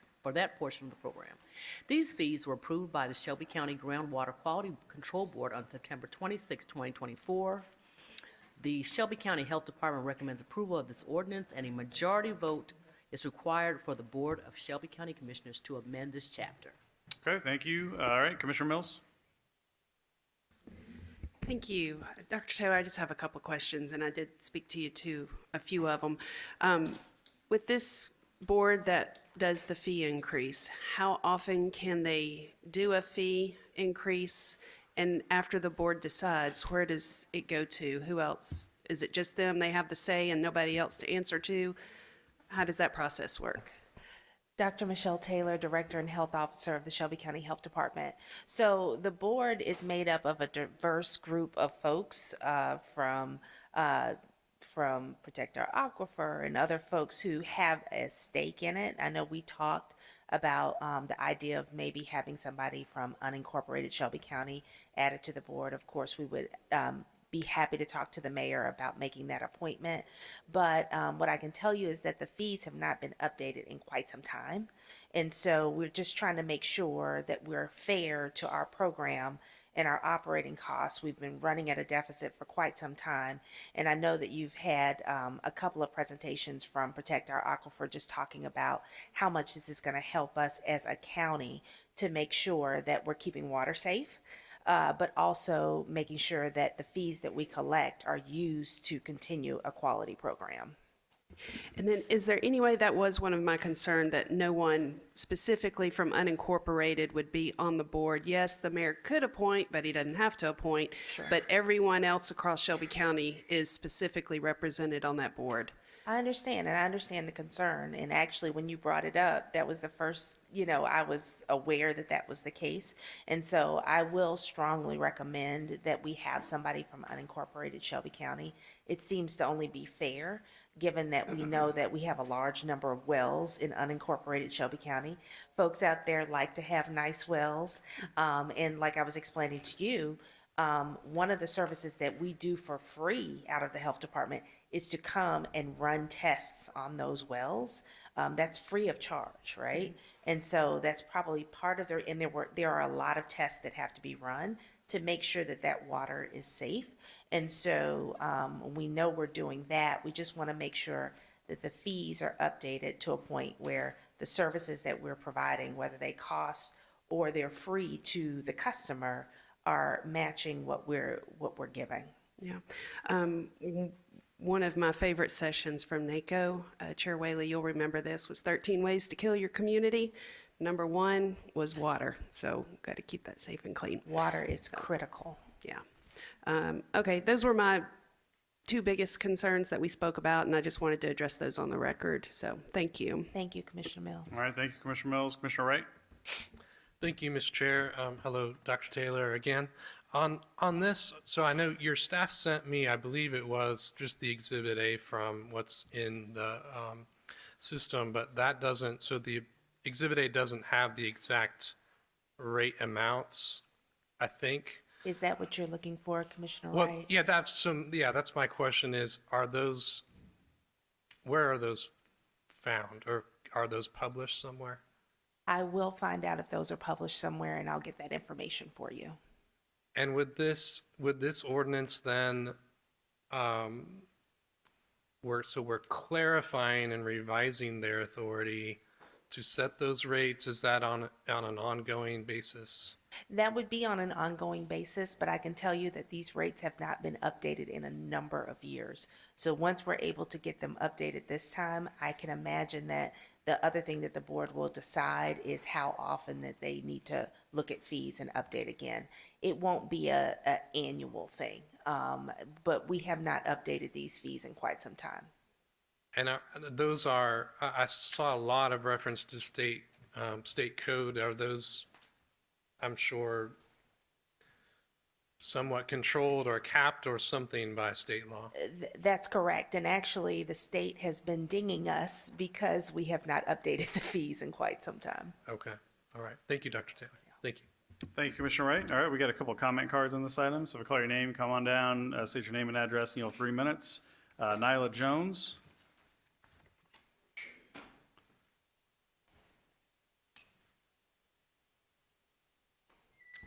Good afternoon. Dear Honorable Commissioners, my name is Nyla Jones of 1946 Rochelle Lane, Cordova, Tennessee, 38016. I am a constituent of Commissioner Avant and a volunteer for Protect Our Aquifer. And I want to thank you again for this opportunity to speak on the agenda item concerning the county's groundwater ordinance, item 29. So our water source is a defining characteristic of our municipality, and it is a sacred symbol to our community.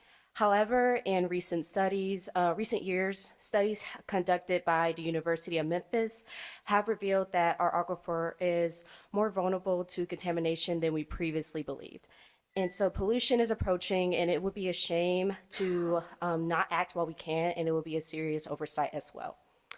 So I believe that passing this ordinance would grant the Groundwater Board the authority to set septic and well permit fees and to use these funds to support the current program, as well as begin to address our outdated data that hinders the ability to protect our vital resources effectively. Beyond this action, I encourage you to support for a broader groundwater protection plan. Combined, these actions would supply Memphis lawmakers the tools to truly make a difference in the fight to protect our aquifer. Thus, I respectfully urge you to fulfill your civic duties and pass this ordinance as an essential first step to ensure overdue protection for our water. Thank you. Okay, thank you. Thank you for being here with us this afternoon. Next up, we have Sarah Houston.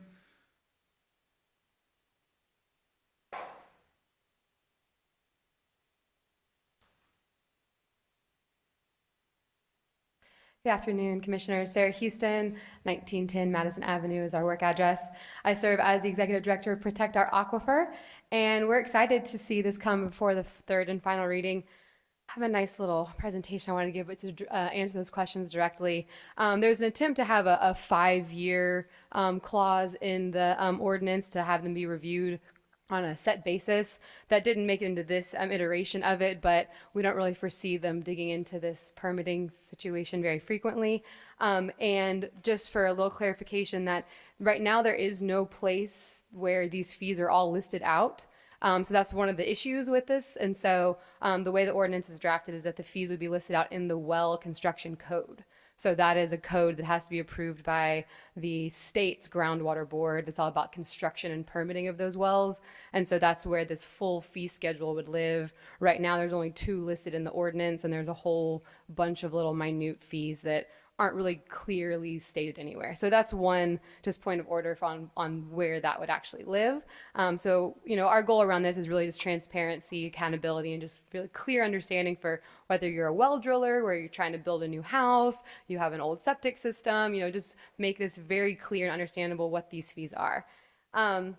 So this kind of seems like, you know, a small administrative update, but we really see this as a crucial step towards making Shelby County and have the ability to sustainably manage our groundwater resources. The minor change before you would allow them, you know, the board to set and update these fees. As you heard, it hasn't been done in a very long time. This is a really practical issue. We believe this is a nonpartisan issue because it gives the public servants representing MLGW, Bartlett, Millington, Collierville, Germantown, well drillers, a county community member, a city community member, and an engineer, all the tools they need to do to make this job happen. They have this long, extremely important task ahead of them with this ordinance. It was drafted before I was born, and they haven't had the ability to do that. And so this is one small step towards really giving them that foundation. Our current system for groundwater management is non-really existent, but what we do have, you know, it doesn't have much technical assistance. We don't have any records in our GIS system, very minimal records in GIS. A lot of is historical stuff decades ago on paper. You know, this opportunity to cover the cost of inspections, but also think about how we can start to build a 21st century groundwater management plan. So we would we would appreciate your support in passing this ordinance and look forward to continue to work together to build a groundwater protection plan and really ensure that we can get get this program where it needs to go. All right, thank you so much, Commissioner Sugarman. Okay, point of information to the chair. So, or to the parliamentarian. So I heard a couple of amendments that are needed. One was a list of fees and another was a time frame. And my concern is if we pass as is, it may never come back up again. And so the question is, well, maybe it's up to my colleagues as well. Should we send this back down so we can add those things, or can we amend those things here? So just to clarify, and we can go to legal as well on this, but this is an ordinance that recognizes the authority of the independent body, which is the Groundwater Control Board, to take said action. This body would not actually set the fees. The fees I didn't are say set. that. The fees are already set, and according to what I heard was that there's some fees that are in the orders, but not, you know, a list of them. And so my concern is if that is something that they're recommending, number one, and then number two is also the time frame when it comes back up. And I see the director here to speak, so can you speak on those two issues? Absolutely. Dr. Michelle Taylor, Director and Health Officer for the Shelby County Health Department.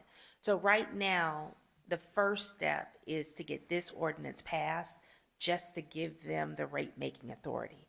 After that, like she was saying, then we can have a rate sheet in one place being made by one body and have all of those other things put in place. So I would suspect, and she can correct me if I'm wrong, what will happen is after this ordinance goes through, then there will be another ordinance saying, you know, as agreed upon by the board, this is the schedule for when we will look at rates and potentially change them. This is the list of rates that we're using based on the state law. But they can't do any of that because right now as a board, they don't have that authority. Thank you. Yep, great. All right, Commissioner Ford? I thought somewhere was going to make an amendment. I was going to move to suspend the rules, but since nobody is going to do that, I'd like to move the previous question. All right, great. Questions been called. Item 29, Madam Clerk, please prepare the screen to vote.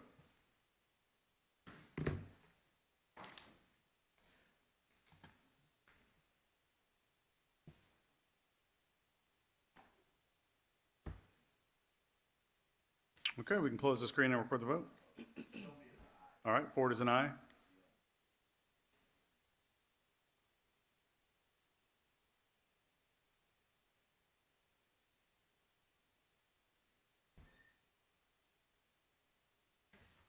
We have aye votes from Commissioners Caswell, Sugarman, Ford, Wright, Bradford, Thornton, Morrison, Brooks, Lowry, and Chairman Whaley. Commissioner Mills is abstained.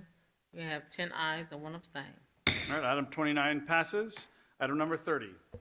Item 30 comes from the General Government Committee, which is chaired by Commissioner Brooks. Item 30 is an ordinance first reading, ordinance amending the Shelby County Charter to authorize the Shelby County Board of Commissioners to appoint, hire an attorney to act as legal advisor to the Shelby County Board of Commissioners in furtherance of their legislative functions. Sponsored by Commissioner Eric Sugarman, this item was an add-on and amended in May 28, 2025 committee meeting. All right, item 30 is moved by Commissioner Sugarman, seconded by Commissioner Ford. Commissioner Brooks, can we have a committee report? Favorable recommendation. Okay, I've been handed a substitute. Does someone want to move the substitute? Commissioner Sugarman, you want to move the substitute? So moved. Okay, seconded by Commissioner Ford. Can we accept the substitute without objection? All right, hearing none, the substitute for item 30 is now in front of us. Commissioner Ford. All right, thank you. I need to get in twice, so this is to the sponsor. First, I do support it like I did before. On August the 21st, 2024. It was unfortunate that it did not receive the votes that it needed to go on the ballot. I'll talk about that in my second 3 minutes. But my question to the sponsor through the chair, I am looking at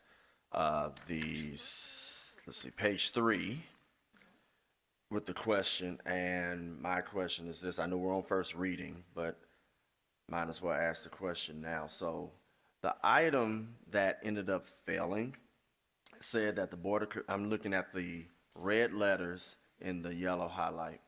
So I'm going to read what did not pass on August 21st, and I'm going to talk about the change that I see here, and my question is about the change. So August 21st, it said the Board of Commissioners Council shall be appointed solely by the Board of County Commissioners and subject to dismissal without cause by resolution.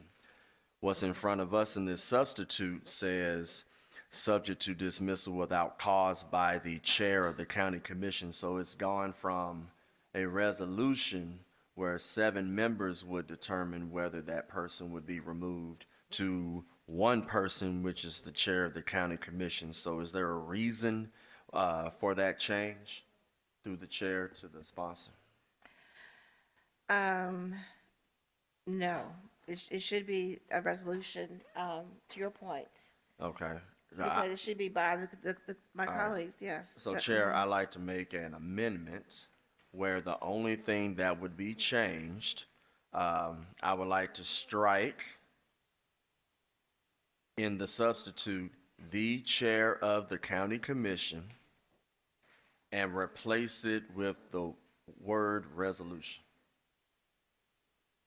So basically say by resolution instead of the chair of the county commission. I'm on page 3, the highlight, the red and the yellow highlight, and the last 1, 2, 3, 4, 5 words. 1, 2, 3, well, 6 words. The chair of the county commission, I move to strike and replace with the word resolution. That is All a right. friendly amendment. Okay. Commissioner Ford, you want to if we just strike the words "the chair" and replace them with resolution, it'll just say without cause by resolution of the county commission. I'm fine with that too, so move. Okay, all right, and it's been seconded by Commissioner Sugarman to strike the words "the chair" and replace it with resolution. Can we do that without objection? All right, hearing none, that amendment is made. Commissioner Sugarman, would you mind just going back and highlighting the changes of the substitute versus the one that was first considered in committee? Yes. And so we passed a resolution And it did two things. Number one, it made sure that any referendums were written in a fifth grade lexile, so it'd be easier for individuals to understand the referendums. The other thing was to make it available in, if needed, in different languages besides English, such as Spanish, Vietnamese, Arabic, and Chinese Mandarin. And so those are things that were not highlighted, but those were changes that I made. Okay, great. Yes, thank you so much. All right, Commissioner Ford? All right, my last comment. So, just for the record, and I said that I was going to state this anyway because I went back and I listened to the tape, and a couple of things were unusual when I went back and looked at the tape. The voting mechanism was not working 100%. The sponsor did a point of information asking why isn't it up on the screens.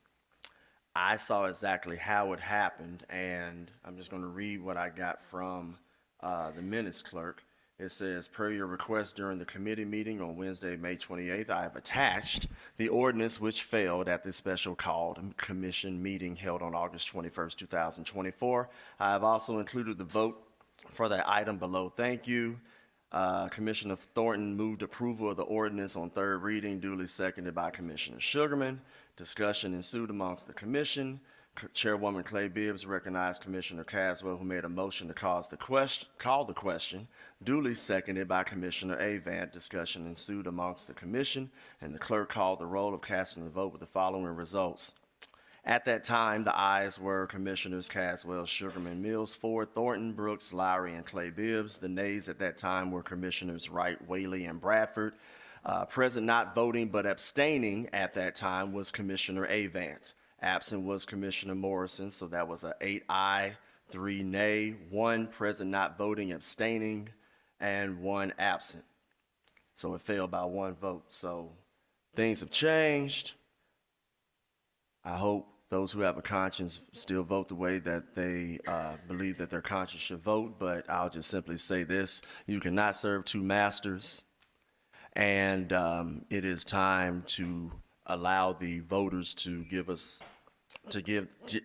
the opportunity on whether this change happens for the purposes of this, I'll just say the new county commission having the latitude to have their own attorney, because we can go back and forth on whether it's been working now or not working, but it does not take away the fact that you cannot serve 2 masters. So good luck again on trying this again. I will support like I did before, and hopefully people will vote their conscience, and we'll just go from there. And I yield. All right, thank you, Commissioner Ford. Commissioner Morrison? Thank you, Chair. My question, I guess, for one of the attorneys, this, again, I would require a 2/3 vote because there's a fiscal note. Is that correct? Okay, and my reason, I guess I disagree to some sense, because I feel like if one's following the Constitution, they can represent all of us, is my view. So I guess I'll be voting against this, and that's my reason for that. But to the question about where we changed it to by resolution, would it not be cleaner to have, if you did have such a person, to have dismissal by the chair and then have a resolution after the fact or something like that? I'm just thinking that it would create a whole lot of chaos potentially to have who's going to call for the resolution. Okay, well, I think, we're on first reading here, so if there's a desire to do that, we can do it. But you could also argue that, if there was an issue, the chair could always call a special meeting and then vote by resolution. That's true. Okay. All right, well, with that, I will be voting against for the reason I named, and that there is a fiscal note that I see as unnecessary. Okay, thank you. All right, Commissioner Thornton? Thank you, Chair. I just want to thank Commissioner Ford for bringing back that voting record, and I'm asking on a third read if you could just keep that information handy to reiterate it. I think it's important to the public, this is something that might seem insignificant, but it's everything. You'll note that, at our meetings, it's been decided that we don't have our legal counsel here. Now they're here. I don't really know what's going on.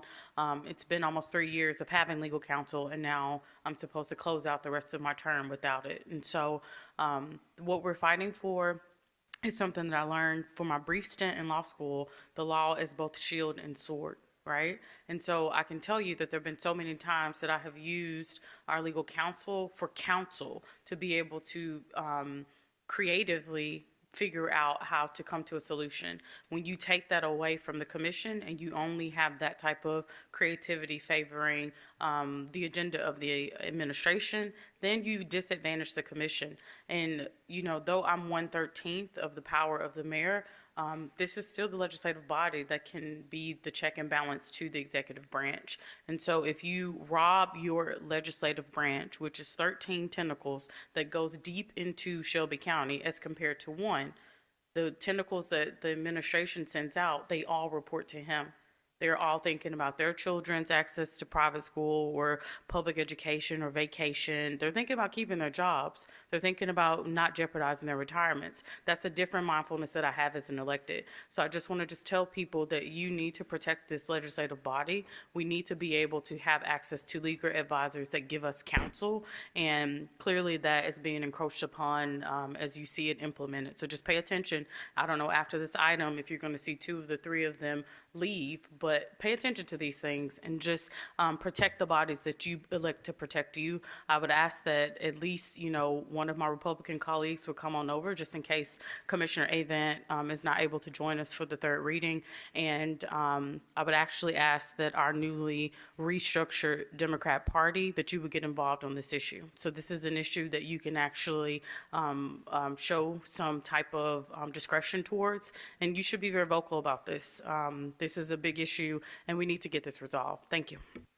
All right, thank you, Commissioner Thornton. All right, Commissioner Ford, is this No, that's the second. time? Okay, Commissioner Ford.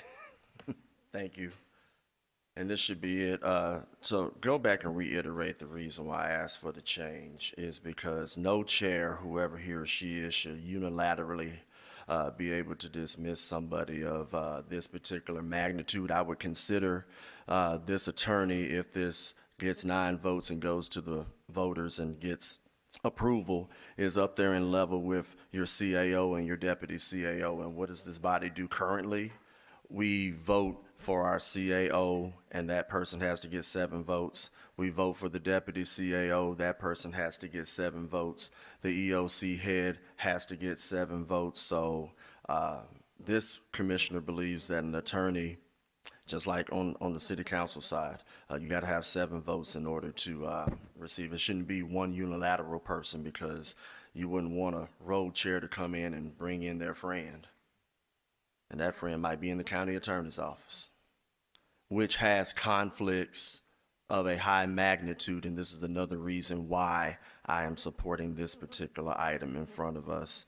To Commissioner Thornton, I appreciate your words and comments.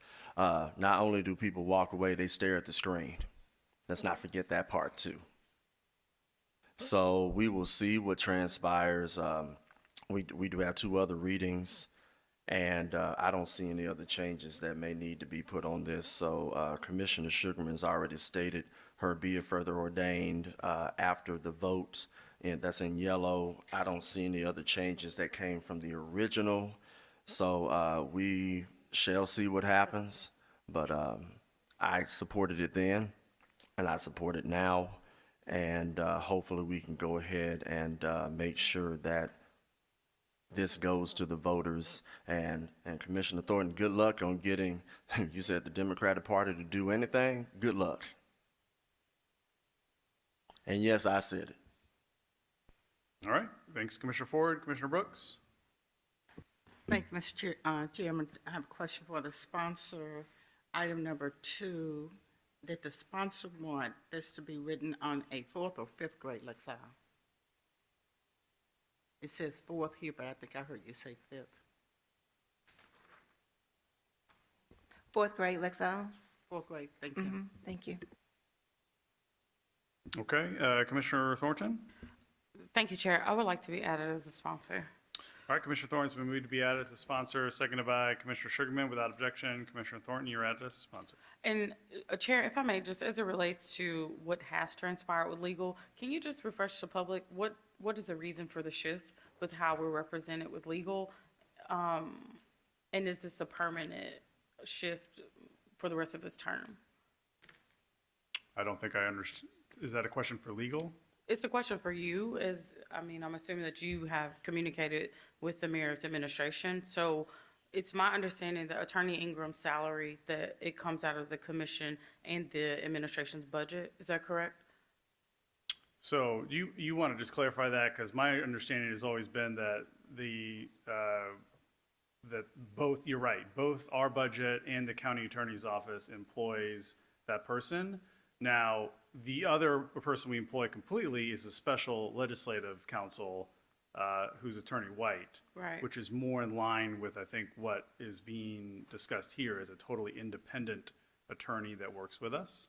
But Attorney Ingram would be an employee of the county attorney's office in addition to a subsidy that is paid by the county commission to work with us during our meetings and so forth. So in previous meetings, I think Attorney Smith has just said, I talked about you and Attorney Iverson being a package deal. And I can't remember what you said. It was creative, your response, but I don't know, something along the sorts of two are better than one. And so to see Attorney White now reduced to be a solo legal advisor, to me, this is disenfranchisement towards the commission. I would be remiss to say Attorney Ingram has been very helpful to me to be able to figure out strategically how to navigate, being a commissioner. So if we're paying a portion of her salary, what portion of her is obligated to be here in addition to Attorney White? I do not think that we just need to have just independent counsel represent us. Whatever that nuance is there, that we have independent counsel and then we have legal counsel that comes under the administration, we need to have access to legal counsel. It's the fact that we've gone almost 3 years with a norm and now it's disrupted that I just want to push back to. We need to go back to, our factory reset to have our norm. We've always had Attorney Ingram here, and we've also had Attorney White here. Why would we just settle for Attorney White to be here? So whatever, I'm asking, what is the recourse for us to be able to get Attorney Ingram to continue to be present at our commission meetings? Okay, I'm not aware of any, I'm not intending to change any of that. I think that is the idea, that we have, by contract, we've contracted with Attorney White per resolution that this body passed.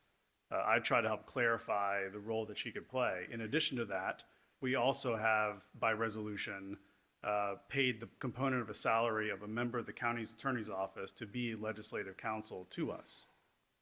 That role has been filled by Attorney Ingram. None of those resolutions have changed. So what are we implementing that now removes Attorney Ingram to be present at our meetings? So Attorney Ingram, again, is an employee of the county attorney's office. And why is she no longer present for our meetings? That's a decision made by the county attorney's office, who's her employer. I would suggest asking them because it's not a decision I made. But as our chair, how are you advocating for the Thornton, commission? if you have a question of the county attorney's office, you can ask it, right? I'll give you another minute to do so. Otherwise, we need to move on. So and I'm take going a to vote on ask my this question to the county attorney's office, but I'm also going to ask my chair to advocate for the commission because it's fair. Whatever she's about to say, if it's something that disfavors us and takes away our legal counsel, to my chair, I'm asking, we're going to need to have additional conversations so that we can ensure that Attorney Ingram, who now no longer is present for our meetings, this is a new shift. That cannot be. I can't stress enough to the public how disadvantaged and crippled I feel not to have the norm that I have experienced for these past couple of years.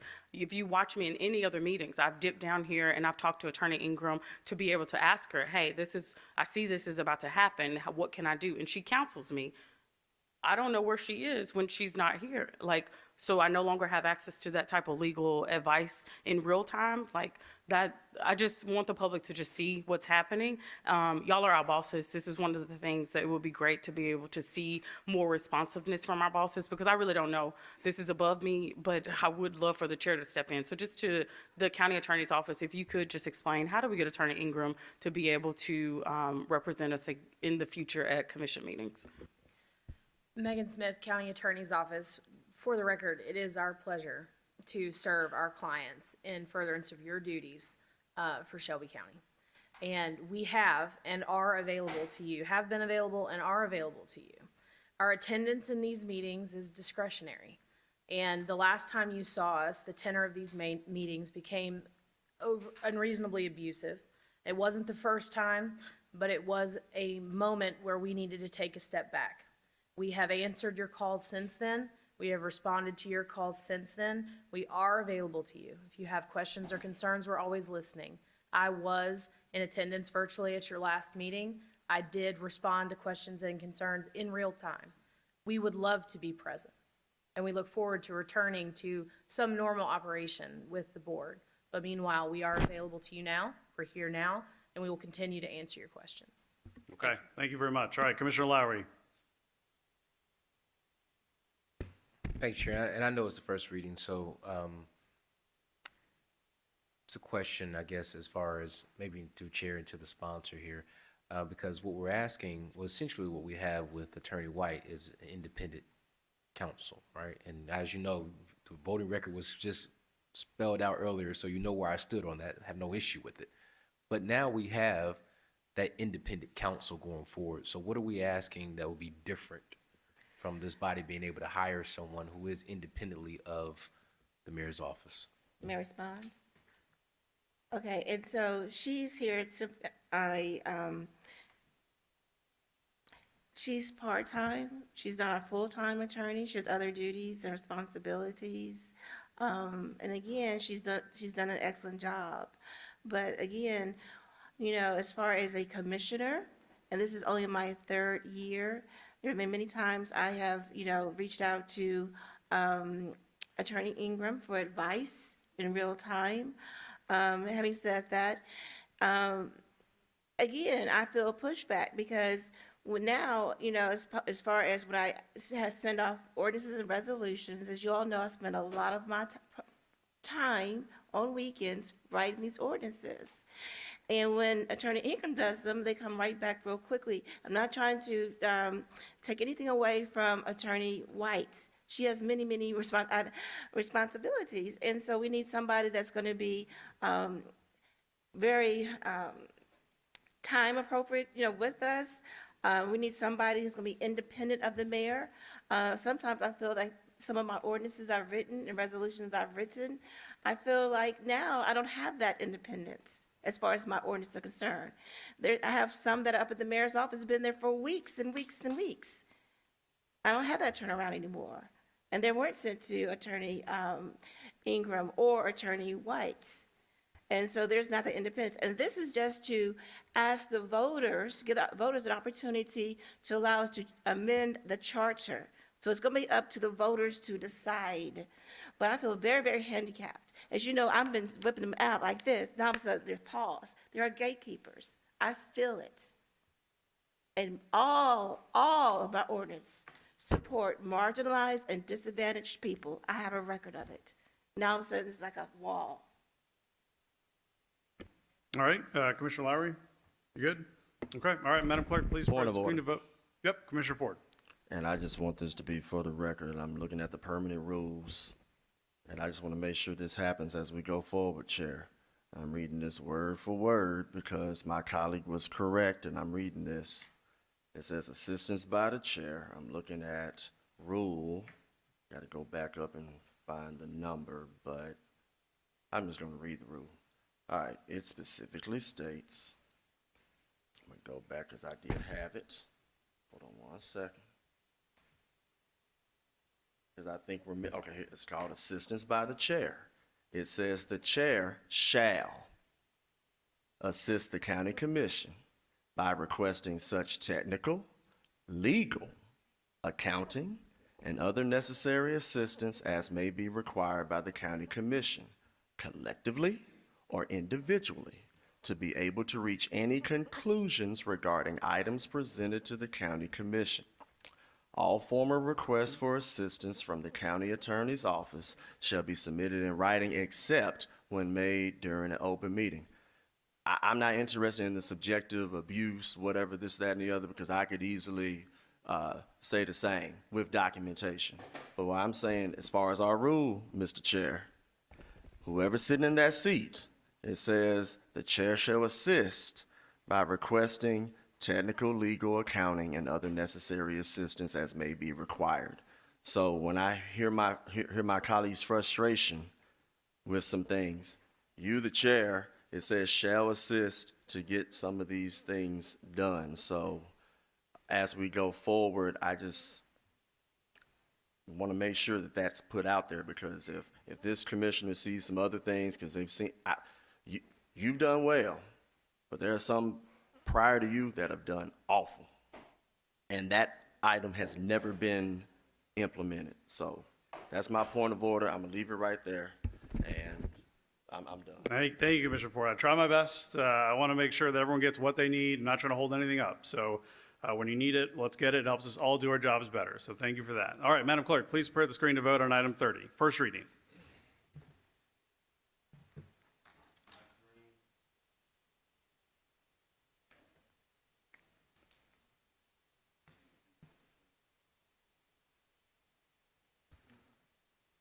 All right, Madam Clerk, we can close the screen and record the vote.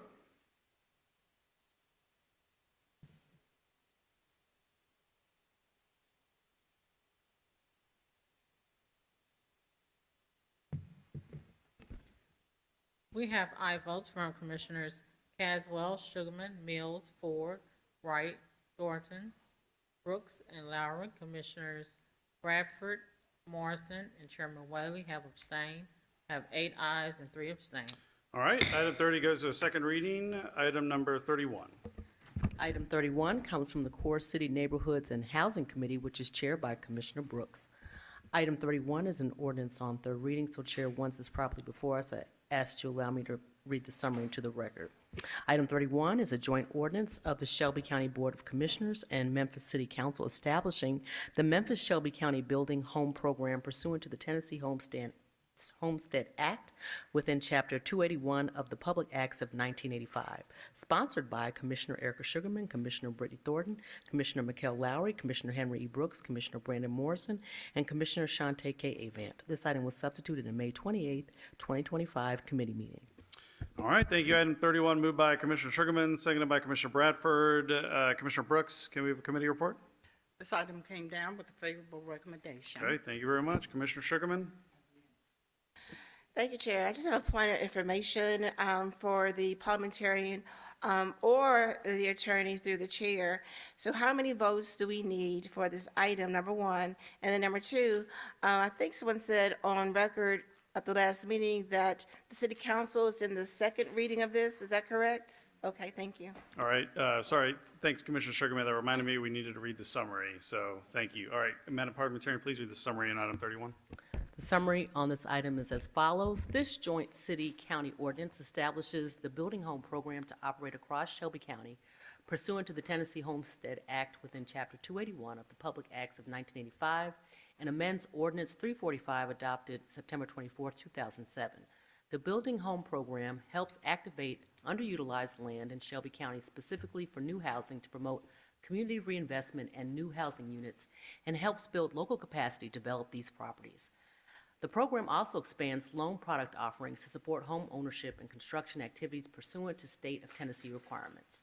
This program will be assumed by a Division of Planning and Development and addresses housing disparities to support improved access to quality affordable housing for residents. Because this ordinance amends purchasing procedures, this item requires a 2/3 votes or a minimum of 9 votes for approval. All right, thank you. Commissioner Morrison.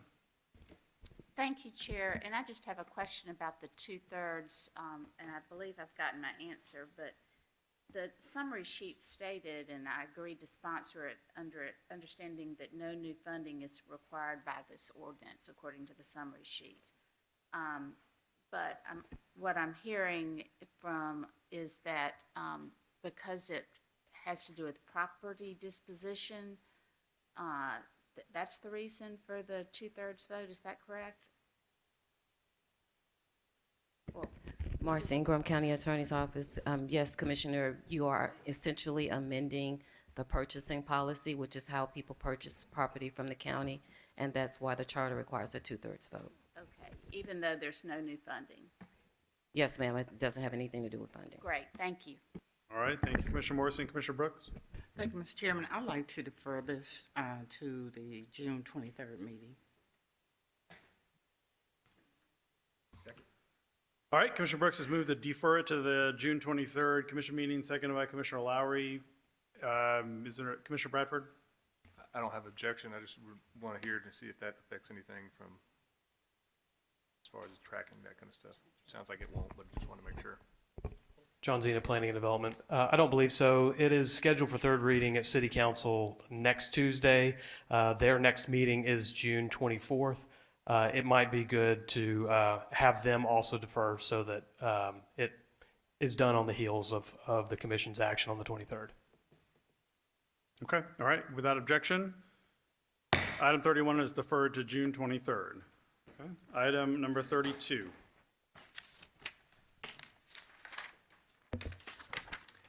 Item 32 comes from the Budget and Finance Committee, which is chaired by Commissioner Clay Bibbs. Item 32 is a resolution of the Shelby County Board of Commissioners to appropriate funds in a total amount of $15,000 to the City of Memphis Parks and Neighborhoods Department for grass cutting and debris removal from certain cemeteries located in the City of Memphis for fiscal year FY 2025.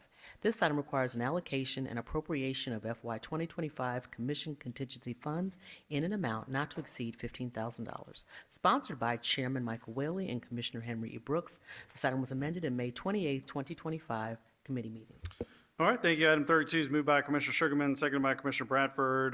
Commissioner Brooks, would you give us a committee report? This item came down with a favorable recommendation All right. as amended. Yep, thank you. All right, Commissioner Ford? Yeah, my screen's not working again, so I have to use Commissioner Mills' screen. I went and asked, like I said I would in committee, about if the city council was going to do their part.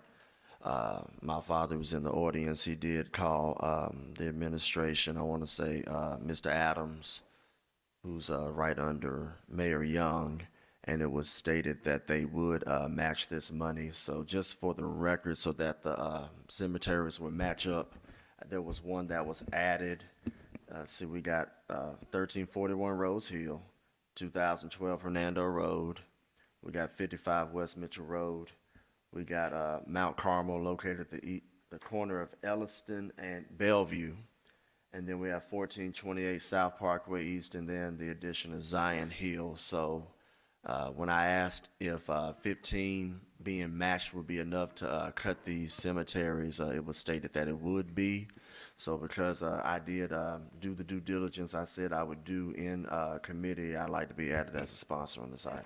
All right, Commissioner Ford is moved to be added as a sponsor, seconded by Commissioner Sugarman. Without objection, Commissioner Ford, you are added as a sponsor. Thank you. All right, Commissioner Thornton? Thank you, Chair. I would too like to be added as a sponsor. All right, Commissioner Thornton is moved to be added as a sponsor, seconded by Commissioner Sugarman. Without objection, Commissioner Thornton. Thank you. And if the administrator could come to the microphone for a question.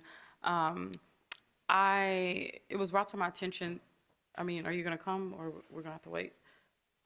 Awesome, thank you. So as he's coming, it has been brought to my attention that some of our previously transferred CIP dollars to the City of Memphis have not been received. So I would like to get an update, as this is something that is going to be allocated to parks and neighborhoods, to see if there's any, I don't know what those delays are and have they been resolved? Do we have any issues with sending money to the City of Memphis? And can you just speak on those other items? No, I'm waiting on a response from the city attorney's office.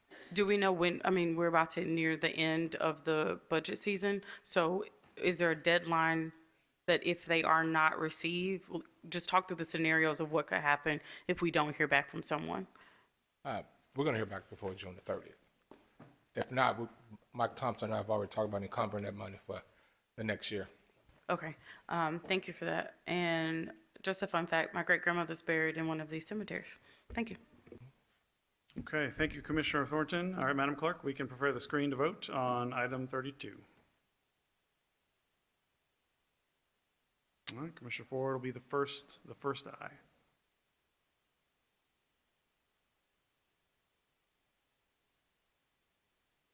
Okay, we can close the screen and record the vote.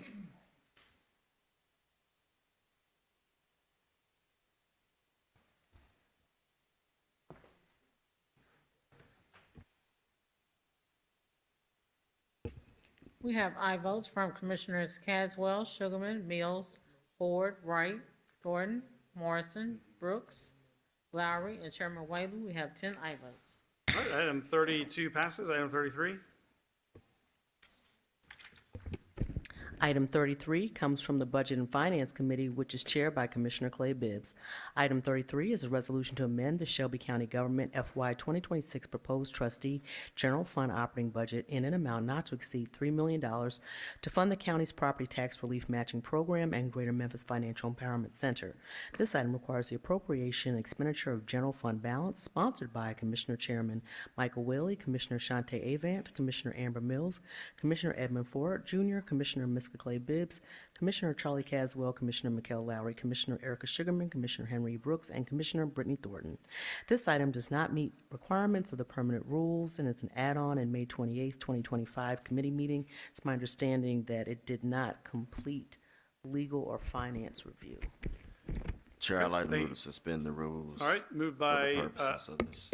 okay, the item is moved by Commissioner Sugarman, seconded by Commissioner Mills. Commissioner Ford has moved to suspend the rule to hear the item. Is there a second? Seconded by Commissioner Caswell. Without objection, okay, we can hear the item, and it was a favorable recommendation. Commissioner Ford? I can't get anything on my computer. A quick statement and then a question. I know the reason why this resolution is coming out, but this was a codified item. I'm just going to repeat very quickly what was stated in committee. This was a codified ordinance for about $2.5 million. This body passed it with several sponsors.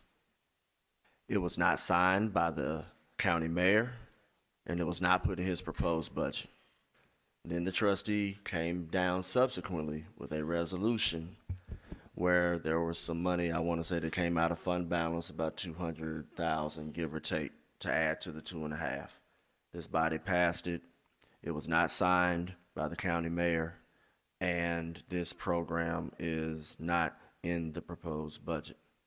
So hopefully we will get to a place to where even if we don't agree on the item, if we codify the item, it needs to be funded. Some people don't like CLRB, but it was codified and it should be in the budget. Some people don't want to fund matter. I'm not a fan of matter, but it's codified and it should be in the budget. That's the simple point I'm trying to make, to where going forward, we can probably solve this after this budget is passed. But my question is going to be to the chair when he finishes with the parliamentarian. Upon this passing, which it should, and it probably won't get signed again by the county mayor, is this going to be treated as a quasi-budget amendment through the process to where we will probably have to find funding because the county mayor decided not to put it in his proposed budget? Didn't sign off, didn't put in the proposed budget, it's codified. Is this body going to have to basically find the money where he came short multiple times? That's my question. Okay. So those are good questions. I think, and Attorney Ingram may be able to help us here, because in the past, when we've had resolutions to amend the proposed budget, we've taken them up as a part of the budget process on the actual budget resolution, which we don't have in front of us. So we have what would be a motion to amend in a way of a proposed budget with this detail. Now, in terms of the second part of the question, I agree that the administration needs to find the funding source for this, as it was something that we all by a supermajority agreed we wanted to see. I mean, this is just taking us extra time, where this should have been already done. So what, we need to have the mechanics of how do we deal with this in front of us? Do we need to send this to a subcommittee or the committee with the budget resolution? Like, what is the proper, most efficient way to amend the budget with this request or with this item? Mr. Chairman, Marcy Ingram, County Attorney's Office. As you noted, you don't have the FY26 budget yet adopted. So procedurally, you could send it to the subcommittee to have this dollar amount added there, or you could send it to the June 18th meeting where you're discussing the budget, where the word proposed has been stricken from that budget. So the body can decide whether you want to hear it in subcommittee, or if you don't think this item needs to go to subcommittee, you're just ready to hear it when you're ready to do the actual budget on June 18th, then you can defer it to that meeting. Okay, yeah, it doesn't appear as if it's going to need additional, debate. We've got quite a few sponsors, so I think this item looks like it's got the support. All right, Commissioner Ford, I'll go back to you. Very quickly, I'm glad that Ms. Ingram stated that, yes, I am the one that asked for the words proposed to be taken out because it looked very strange that a substituted resolution for our entire $1.6 billion budget and the CIP had proposed, where a reasonable person would say that it was modified to basically vote on a budget that already has errors and whatnot in it proposed. So in the same light, I like to move to strike the word proposed out of this resolution. It shouldn't change the essence of what we're trying to do, but it will be, it will go with what my amendments were Wednesday. So move. Okay. Commissioner Ford has moved to strike the word proposed from this particular resolution. Is there a second? Second by Commissioner Caswell without objection. All right, that amendment is adopted. So I would entertain any motions now based on what we've heard, because we need to actually get this into the budget, and the way to do that is to bring it up alongside the budget, which is going to happen. You want me to do it? Commissioner Ford. I move that this item as amended be brought in front of a budget committee and in the appropriate area, which I'm assuming will be the budget resolution for the 18th of June. Okay, second? Is there a second by Commissioner Caswell? So Commissioner Ford has moved to refer it to Budget Committee on the 18th alongside the budget resolution. Seconded by Caswell. Can we do that without objection? Okay, hearing none. Item 33 will go to June 18th. Okay, item number 34. Item 34 comes from the Budget and Finance Committee, which is chaired by Commissioner Clay Bibbs. Item 34 is a resolution approving the Downtown Memphis Commission FY 2026 budget and affirm the assessment for fiscal year 2026, sponsored by Commissioner Miska Clay Bibbs. This item was an add-on in May 28, 2025 committee meeting. All right, item 34 moved by Commissioner Bradford, seconded by Commissioner Sugarman. Commissioner Sugarman, committee report? Yes, Chair is favorable. Okay, thank you. Commissioner Brooks? Thank you, Mr. Chairman. I pulled this item. Is there someone here from the Downtown Commission? We do. We have a whole crew. So thank you all for being here with us and for the presentation in some committee the other week.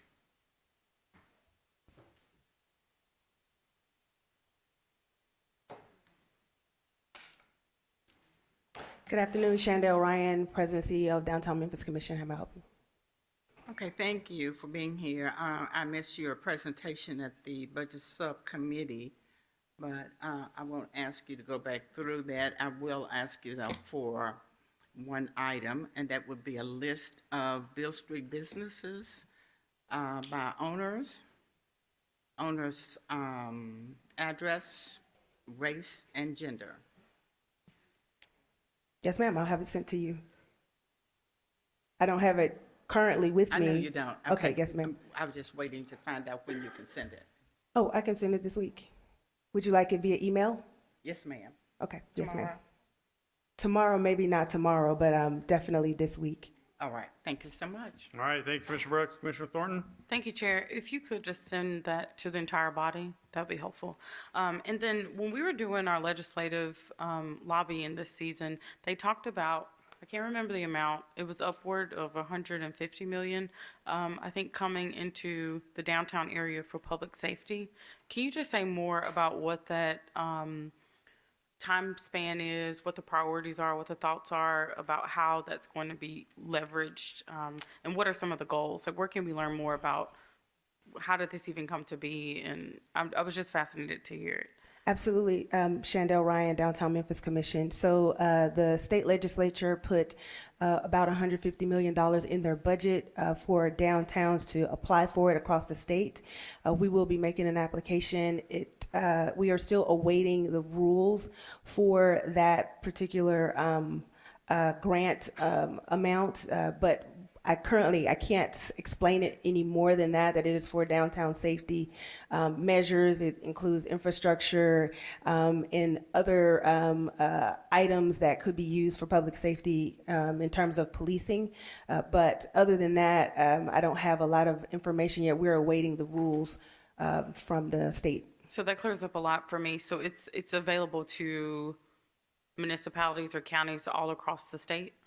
It's available to downtowns across the state, yes. Okay, that's very helpful to clear up some of the things I'm miscommunicating, because I thought it was just earmarked, it was already earmarked for our downtown. But what I hear you saying is not true. We've submitted an application for a pool of funds, so we might not get the full 150 million. We're certainly hopeful that we will receive the 150 million, but nothing has been granted at this point. Okay, and do you know when we'll know how they're allocating the funds? My understanding is that by the end of this year, hopefully we will have an answer on that, but don't quote me because I'm still waiting on the rules from the state. Well, let us know how we can support. When I was lobbying with the rest of those that were present, I thought we secured it already. So if there's anything we can do to be able to, I don't know, write letters of support or make phone calls, please use us. Thank you, Commissioner Thornton, for your support. I really appreciate that. For sure. Thank you for all you do and to your team. All right. Thank you, Commissioner Thornton. Commissioner Brooks? Thank you. Just one more question in reference to your public safety. You do have funding set aside for public safety, right? As a Shandell Ryan, Downtown Memphis Commission, yes, ma'am. As a part of our budget, there are some measures that we do. Not only do we work with law enforcement, but we do have safety ambassadors and also hospitality ambassadors on our team. We also will be inside of the downtown command center where they're actively monitoring cameras. So the public safety money that you have, is it for specifically for downtown, or does it cover, or do you use it for the Center City Commission entire boundary? It is for downtown within our Central Business Improvement District, yes, ma'am, in our CBID. Which would be just Bill Street and Main Street? The entire CBID is a part of that funding. I can send a map of what our CBID looks like. I know what it looks like, but I'm asking whether or not the public safety money is spread across the entire CBID boundary, because you go out to Glenview, right? Yes. Past Glenview. So a lot of the walking and the engagement with the public happens a lot in the core, but with our engagement in the Downtown Command Center, we also will be able to cover more areas of our Central Business Improvement District. So it's mainly concentrated in the downtown? Yes, ma'am. Okay, thank you. All right, thank you, Commissioner Brooks. All right, Madam Clerk, please prepare the screen to vote on item 34.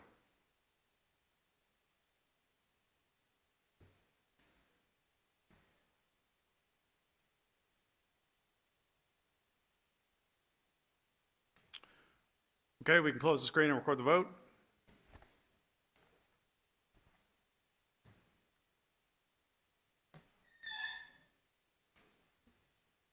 We have aye votes from Commissioners Caswell, Sugarman, Wright, Bradford, Thornton, Morrison, Brooks, and Chairman Whaley. We have 8 aye votes. Item 34 passes. Item 35. Item 35 comes from the Budget and Finance Committee, which is chaired by Commissioner Clay Bibbs. Item 35 is a resolution to amend the fiscal year 2025 operating budget to reallocate unspent funds from the tuition reimbursement fund and carry over $300,000 into the fiscal year 2026 budget for the Shelby County Employee Child Care Program for employees earning less than $55,000 annually. Sponsored by Commissioner Erica Sugarman, this item does not meet requirements of the permanent rules. This item was added on and amended in May 28, 2025 committee meeting. I understand that this item did not complete legal review or have a finance review. Okay, item 35 is moved by Commissioner Sugarman, seconded by Commissioner Caswell. And is there a motion to suspend the rule on this item? So moved. All right, moved by Commissioner Sugarman, seconded by Commissioner Caswell. Any objection? All right, item 35 is before us. Commissioner Sugarman, can you give us a committee report? It was favorable. All right. I don't see anyone on the queue on this. Feel good? All right, Madam Clerk, please prepare the screen to vote on item 35.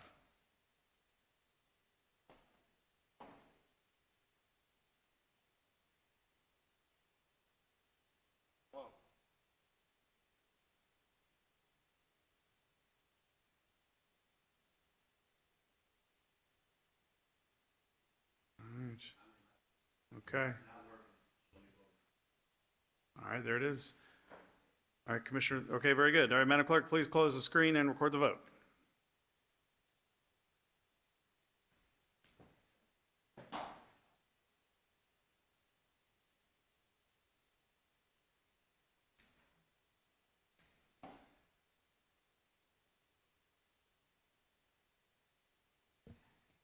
We have aye votes from Commissioners Caswell, Sugarman, Ford, Wright, Bradford, Thornton, Brooks, and Chairman Whaley. Commissioner Morrison has abstained. I have 8 ayes and 1 abstain. Item 35 passes. Item 36. Item 36 comes from the Hospitals and Health Committee, which is chaired by Commissioner Clay Bibbs. Item 36 is a resolution to amend contract terms for the request for proposal RFP for the West Tennessee Regional Forensic Center.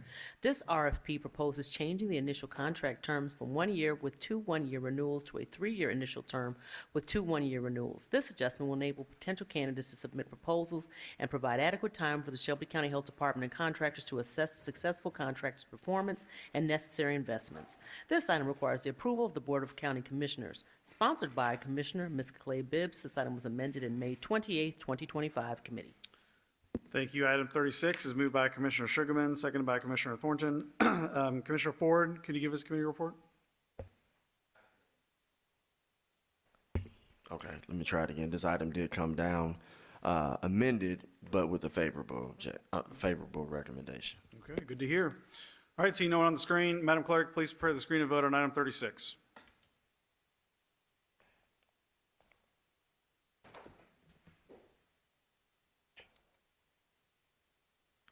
We can close the screen and record the vote.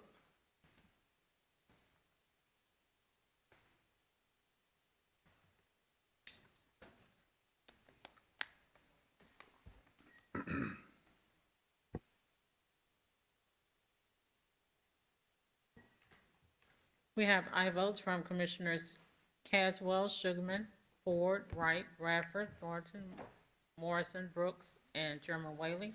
I have 9 aye votes. Item 36 passes. Item 37. Item 37 comes from the Law Enforcement Corrections and Courts Committee with Commissioner Clay Bibbs as acting chair. Item 37 is a resolution to approve the expenditure of $1 million in FY 2025 funds for youth villages through its Memphis Allies initiative to implement its Switch Youth program. This item requires the expenditure of Shelby County Sheriff's Office grant funds. Sponsored by Commissioner Erica Sugarman, this item was sent down without recommendation in May 28, 2025 committee meeting. Item 37 is moved by Commissioner Sugarman, seconded by Commissioner Thornton. Commissioner Ford, can you give a committee report on this one too? Yes, this item as well as 38 were both sent down without recommendation. Okay, thank you. Commissioner Caswell. Yeah, because this organization worked with the organization I work with, I'm recusing myself. All right. Okay, all right. Thank you. Commissioner Brooks. Thank you, Mr. Chairman. As I stated in committee, I cannot support this resolution based on the fact that, as you all know, maybe 3 years ago, a child died, was killed, who was in the custody of youth villages. And the employees of youth villages were indicted. And the district attorney had the indictment rescinded. And from my reading of reported information, the indictment was dismissed by the DA at the urging of the Youth Villages Board Chair. Now, that part I don't know, but I do know we have a dead child, and it was not investigated. And this child was in the custody of youth villages. So with that, I cannot support this. All right, thank you, Commissioner Brooks. Commissioner Wright? Thank you, Mr. Chair. I also need to disclose that I work for Youth Villages and will be recused on this item. Okay, thank you, Commissioner Wright. Commissioner Ford? Chair, would there be an issue to read 38 also and to consider voting on 37 and 38 as one? If there's no objection, we can do that. You want, okay, there's going to be, why don't we just? Okay, that's we'll fine. call- I'll leave it alone. That's fine. Okay. All right, see no one else in the queue. Sorry, Commissioner Thornton. Thank you, Chair. Can you just say more about, this is to implement a new program, the switch program, or?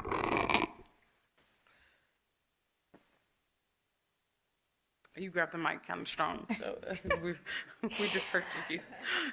Alicia Lindsay, Chief Administrative Officer, Shelby County Sheriff's Office. This is the same program, the switch program that we brought before you last fiscal year. And basically, this is a renewal of that grant, and the funds have already been expended by Memphis Allies. It's just that we need to reimburse them.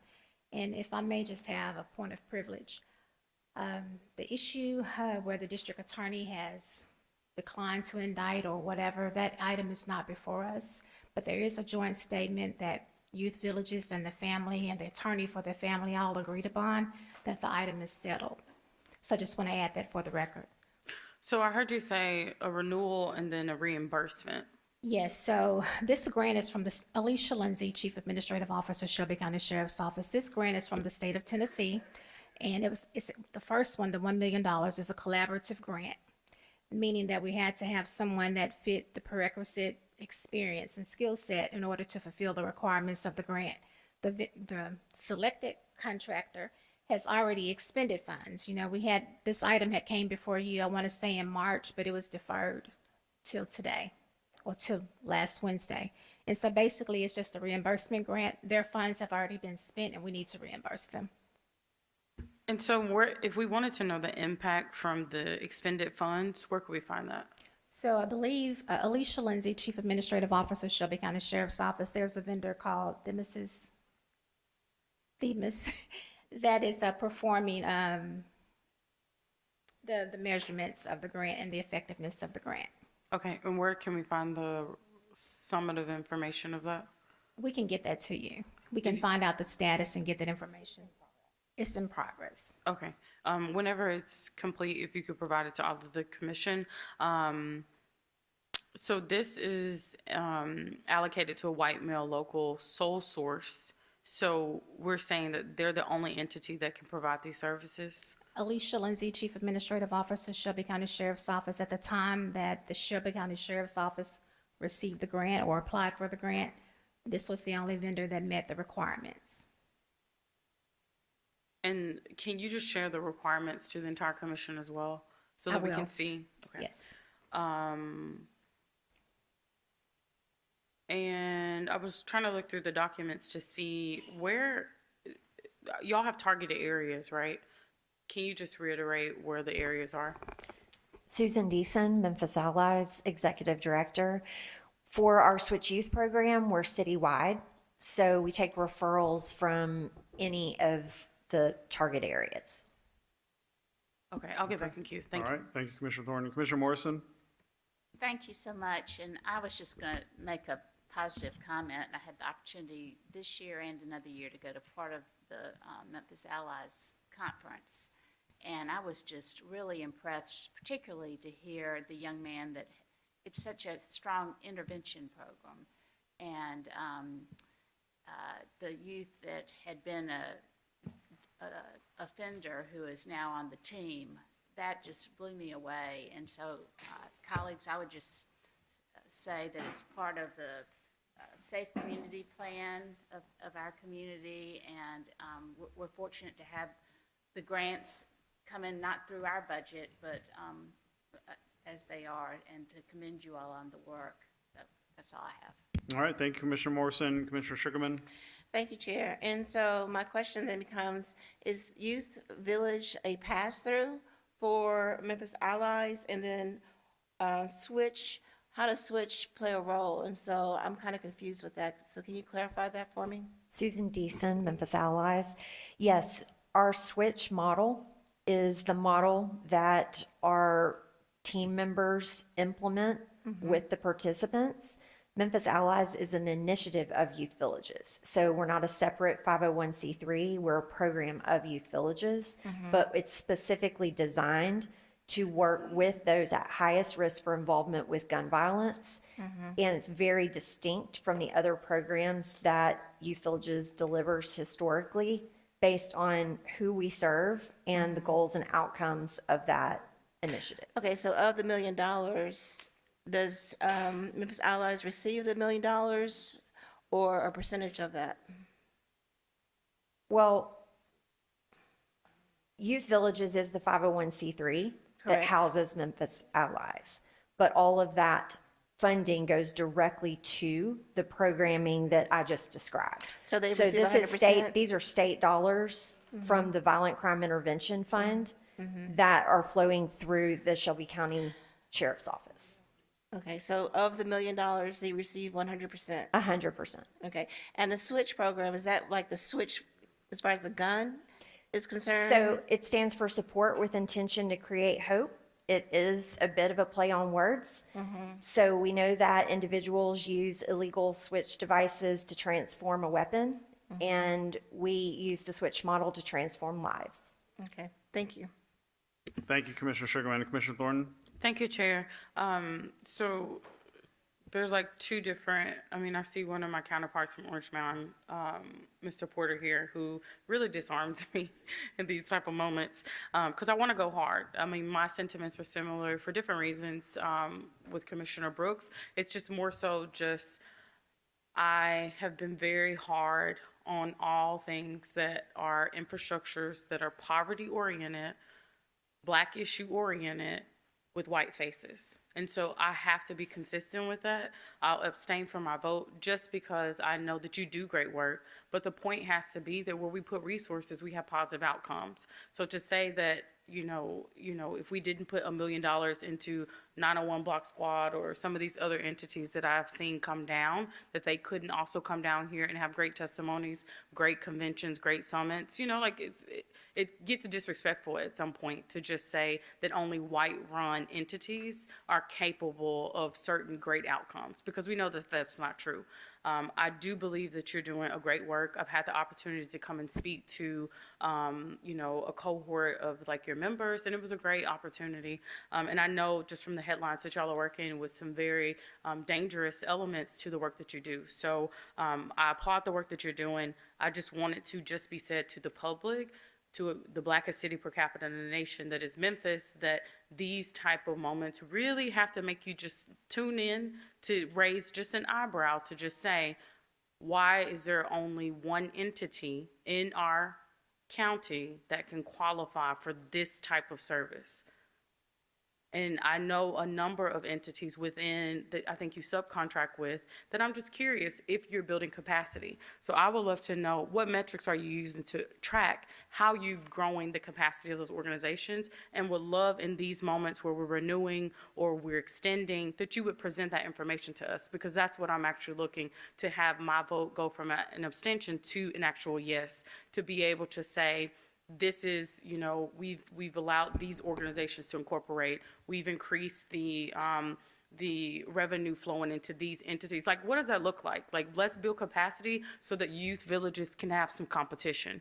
particularly in this very, very black city. And I do think that black folks should be able to stand before their issues because it's clearly that we're doing the work, right? I don't know, Susan, how many switches you've carried or come in contact with, but I would, project onto you that wherever you lay your head down at night, that is something totally different than the people that you are working with, right? And we have to honor that. And there are a lot of people who have lived this, will continue to live this, and they don't need to continue to just be an employee of Youth Villages. They need to own their organizations, grow as leaders, and be in position to come down here before the commission and present themselves, not under the umbrella of a white male sole-sourced entity. So I'm preaching to the choir, but we continue to do this, and I just want these type of things to come into the conversation, both to the sheriff's office that's given the opportunity, but then also to the entity. Just fight for us to be able to have capacity on the ground. All right, thank you. Thank you so much, Commissioner Thornton. Commissioner Sugarman? Thank you, Chair. And this is going to be very brief, and this is to the finance director, if he's still here. I'm just interested in the dollar amount because it seems like on a monthly basis we're here in Youth Village, and I'm just wondering what is the total funding from the Shelby County Commission? And if you can get that to us, I would appreciate that. I'm going to be abstaining on this as well. Okay, all right. Madam Clerk, please prepare the screen to vote on item, Commissioner Bradford. Chair, we've got a lot of recusals and abstains and stuff. We also are missing 2 members, so I'm going to make a motion to defer this to the next meeting so we have full body participation. Second. All right, Commissioner Bradford's moved to defer item 37 to June 23rd. It's been seconded by Commissioner Thornton. And point of information, and can I have that figure for the amount of money that this commission has given Youth Village since I've been a commissioner? Not just this fiscal year, but since 2022, I appreciate that. Okay, yeah, I'm sure finance can pull that. Shell? I'm sorry? Shell. She just read something where it says shall. You shall make sure that we receive that information for the next commission meeting. I appreciate it. Thank you. Okay, you can make that request directly to finance. Was there any objection to referring this to? I got one question. Commissioner Ford? Since this is a grant, is there any time sensitivity? Since this is a grant that we've been getting over and over and over, is there any time sensitivity? Will 2 weeks mess up anything? We just need Alicia Lindsay, Chief Administrative Officer, Shelby County Sheriff's Office. Since the next meeting is June 18th, the full commission meeting is June 23rd. The fiscal year end is June 30th, 2025, and we need to be able to have purchase orders encumbered and then funds out the door. And I don't know how we can do that, but we can modify the resolution, I guess, to carry forward the money if it doesn't go forward today. But it doesn't appear that there are 7 votes. Chair, I will not object because I don't want it to fail and then the timeline is disrupted and then somebody would have to be on the prevailing side and possibly vote no to bring it back. So I think it takes us back to the timeline anyway, so. Great, Okay, yeah, thank you. yeah, I think we're gonna need to defer it. So it's been moved by Commissioner Bradford to defer to June 23rd, second by Commissioner Thornton, just confirming we can do that without objection. Hearing none, item 37 is deferred to June 23rd. Item number 38. Item 38 comes from the Law Enforcement Corrections and Courts Committee, which is with Commissioner Clay Bibbs as acting chair. Item 38 is a resolution to approve the expenditure of $264,740 for Youth Villages through its Memphis Allies initiative to implement its Switch Youth program and amend the Youth Villages agreement. This item requires the expenditure of Shelby County Sheriff's Office grant funds, sponsored by Commissioner Erica Sugarman. This item was sent down without recommendation in May 28, 2025 committee meeting. Item 38 is moved by Commissioner Ford, seconded by Commissioner Thornton. This item was sent down without recommendation per the report earlier. Commissioner Ford? Chair, I was going to make the same motion. We said the 23rd on the last one. 23rd, yep. I'd like to make the same motion. All right, second moved by Commissioner Ford to defer to the 23rd of June, seconded by Commissioner Sugarman. Can we do that without objection? Hearing none, item 38 is deferred to June 23rd. All right, thank you all very much. Item 39. Item 39 comes from the Law Enforcement Corrections and Courts Committee, which is chaired by Commissioner Wright. Item 39 is a resolution to approve the installation of an emergency backup generator at the Shelby County Jail East from Memphis Electric Company LLC in the amount not to exceed $111,027 for the Shelby County Sheriff's Office. This item requires expenditure of FY 2025 Shelby County General Funds in the amount of $111,027. Sponsored by Commissioner McWright, this item was substituted in May 28, 2025 committee meeting. Item 39 is moved by Commissioner Sugarman, seconded by Commissioner Ford. Commissioner Wright, can we have a committee report? Mr. Chair, this comes down with a favorable recommendation. Okay, thank you very much. Seeing no one on the screen, Madam Clerk, please prepare the screen to vote on item 39.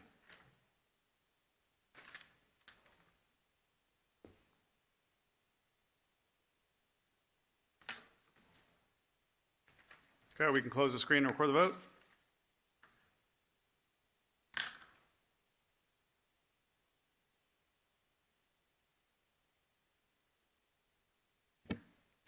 We have aye votes from Commissioners Caswell, Sugarman, Mills, Ford, Wright, Bradford, Thornton, Morrison, Brooks, Lowry, and Chairman Whalen. We have 11 aye votes. Item 39 passes. Item 40. Item 40 comes from the Law Enforcement Corrections and Courts Committee, which is chaired by Commissioner Wright. Item 40 is a resolution approving the Shelby County Government Applicant Agent on behalf of Shelby County Emergency Management Homeland Security Agency to apply for the Tennessee Emergency Management Agency Hazard Mitigation Grant and to accept funding for said equipment if awarded. Sponsored by Commissioner McWright. This item was an add-on in May 28, 2025 committee meeting. Item 40 is moved by Commissioner Sugarman, seconded by Commissioner Thornton. Commissioner Wright, committee report? Yes, Mr. Chair, this was added on and sent down with a favorable recommendation. Okay, very good. Madam Clerk, please prepare the screen to vote on item 40.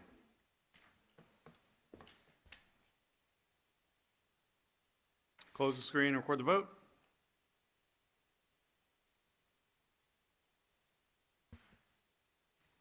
We have aye votes from Commissioners Caswell, Sugarman, Mills, Ford, Wright, Bradford, Thornton, Morrison, Brooks, Lowry, and Chairman Whalen. We have 11 aye votes. Item 40 passes. Item 41.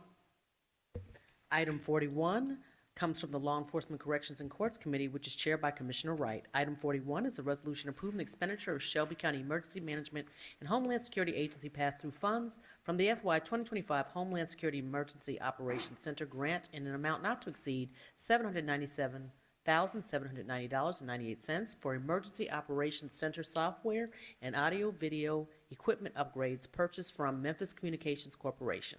This item requires expenditure of Homeland Security Emergency Operations Center grant funds in the amount not to exceed $797,790.98. Sponsored by Commissioner McWright. This item was an add-on in May 28, 2025 committee meeting. All right, item 41 moved by Commissioner Sugarman, seconded by Commissioner Bradford. Commissioner Wright, what do you say? This comes down with a favorable recommendation. All right, very good. Seeing no one on the screen, we can prepare the screen to vote on item 41.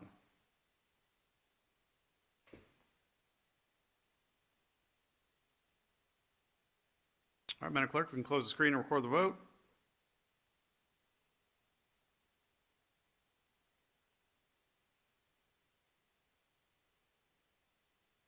We have aye votes from Commissioners Caswell, Sugarman, Mills, Ford, Wright, Bradford, Thornton, Morrison, Brooks, Lowry, and Chairman Whalen. We have 11 aye votes.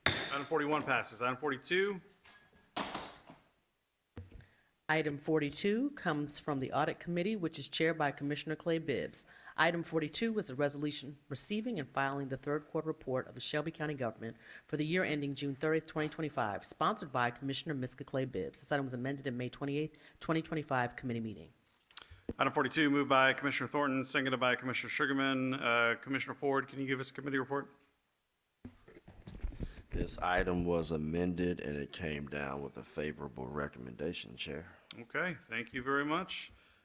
Seen on the screen, Madam Clerk, please, oh, sorry, spoke too soon. Commissioner Ford? Only because Ms. Tipton came down.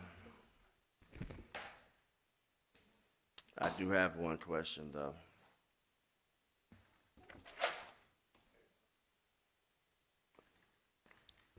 I'm looking at page 8 of the presentation. 8. Yeah, page 8. I know that we are getting to the months to where after you do your due diligence, we try our best to stay within 15 to 25% to maintain at least 20.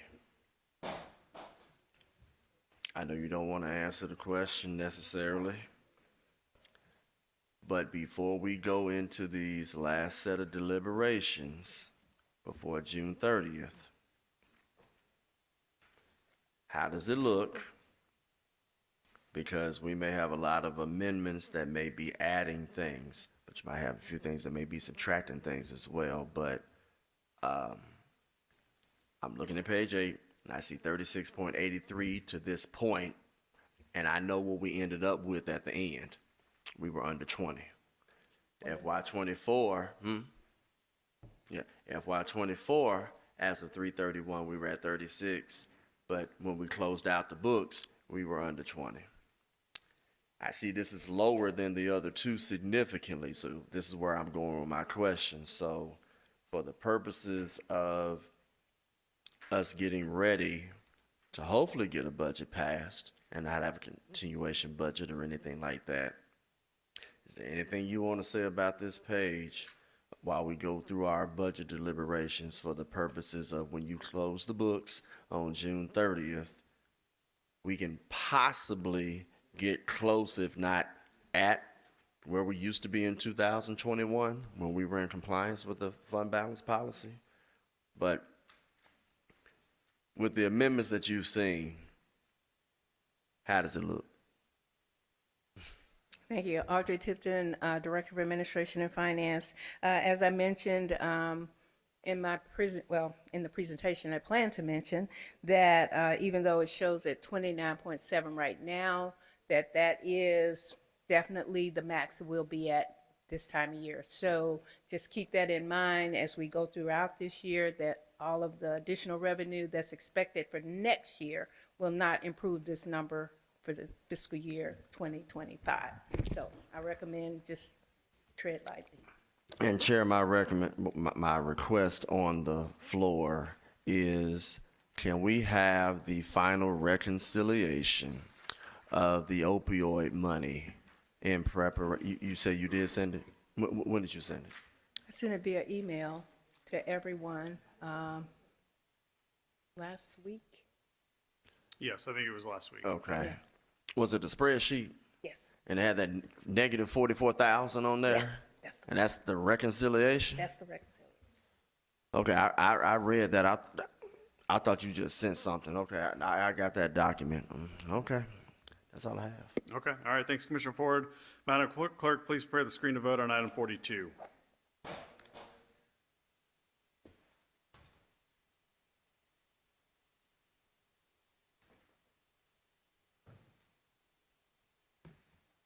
Just in time. All right, Madam Clerk, please. All right, we can close the screen and record the vote.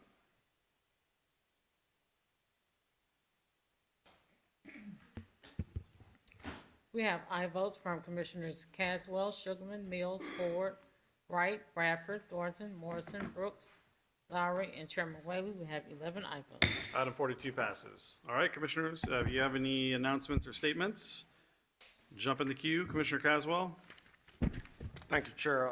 Just a couple. I know tomorrow we are not having for June, July, our weekly stakeholder meetings. We're running summer camps in District 6 all summer, but we will have tomorrow night the Reynolds Wright Clinic ran by the Shelby County Office Division of Community Service, and that's going to be from 5 p.m. to 7 p.m.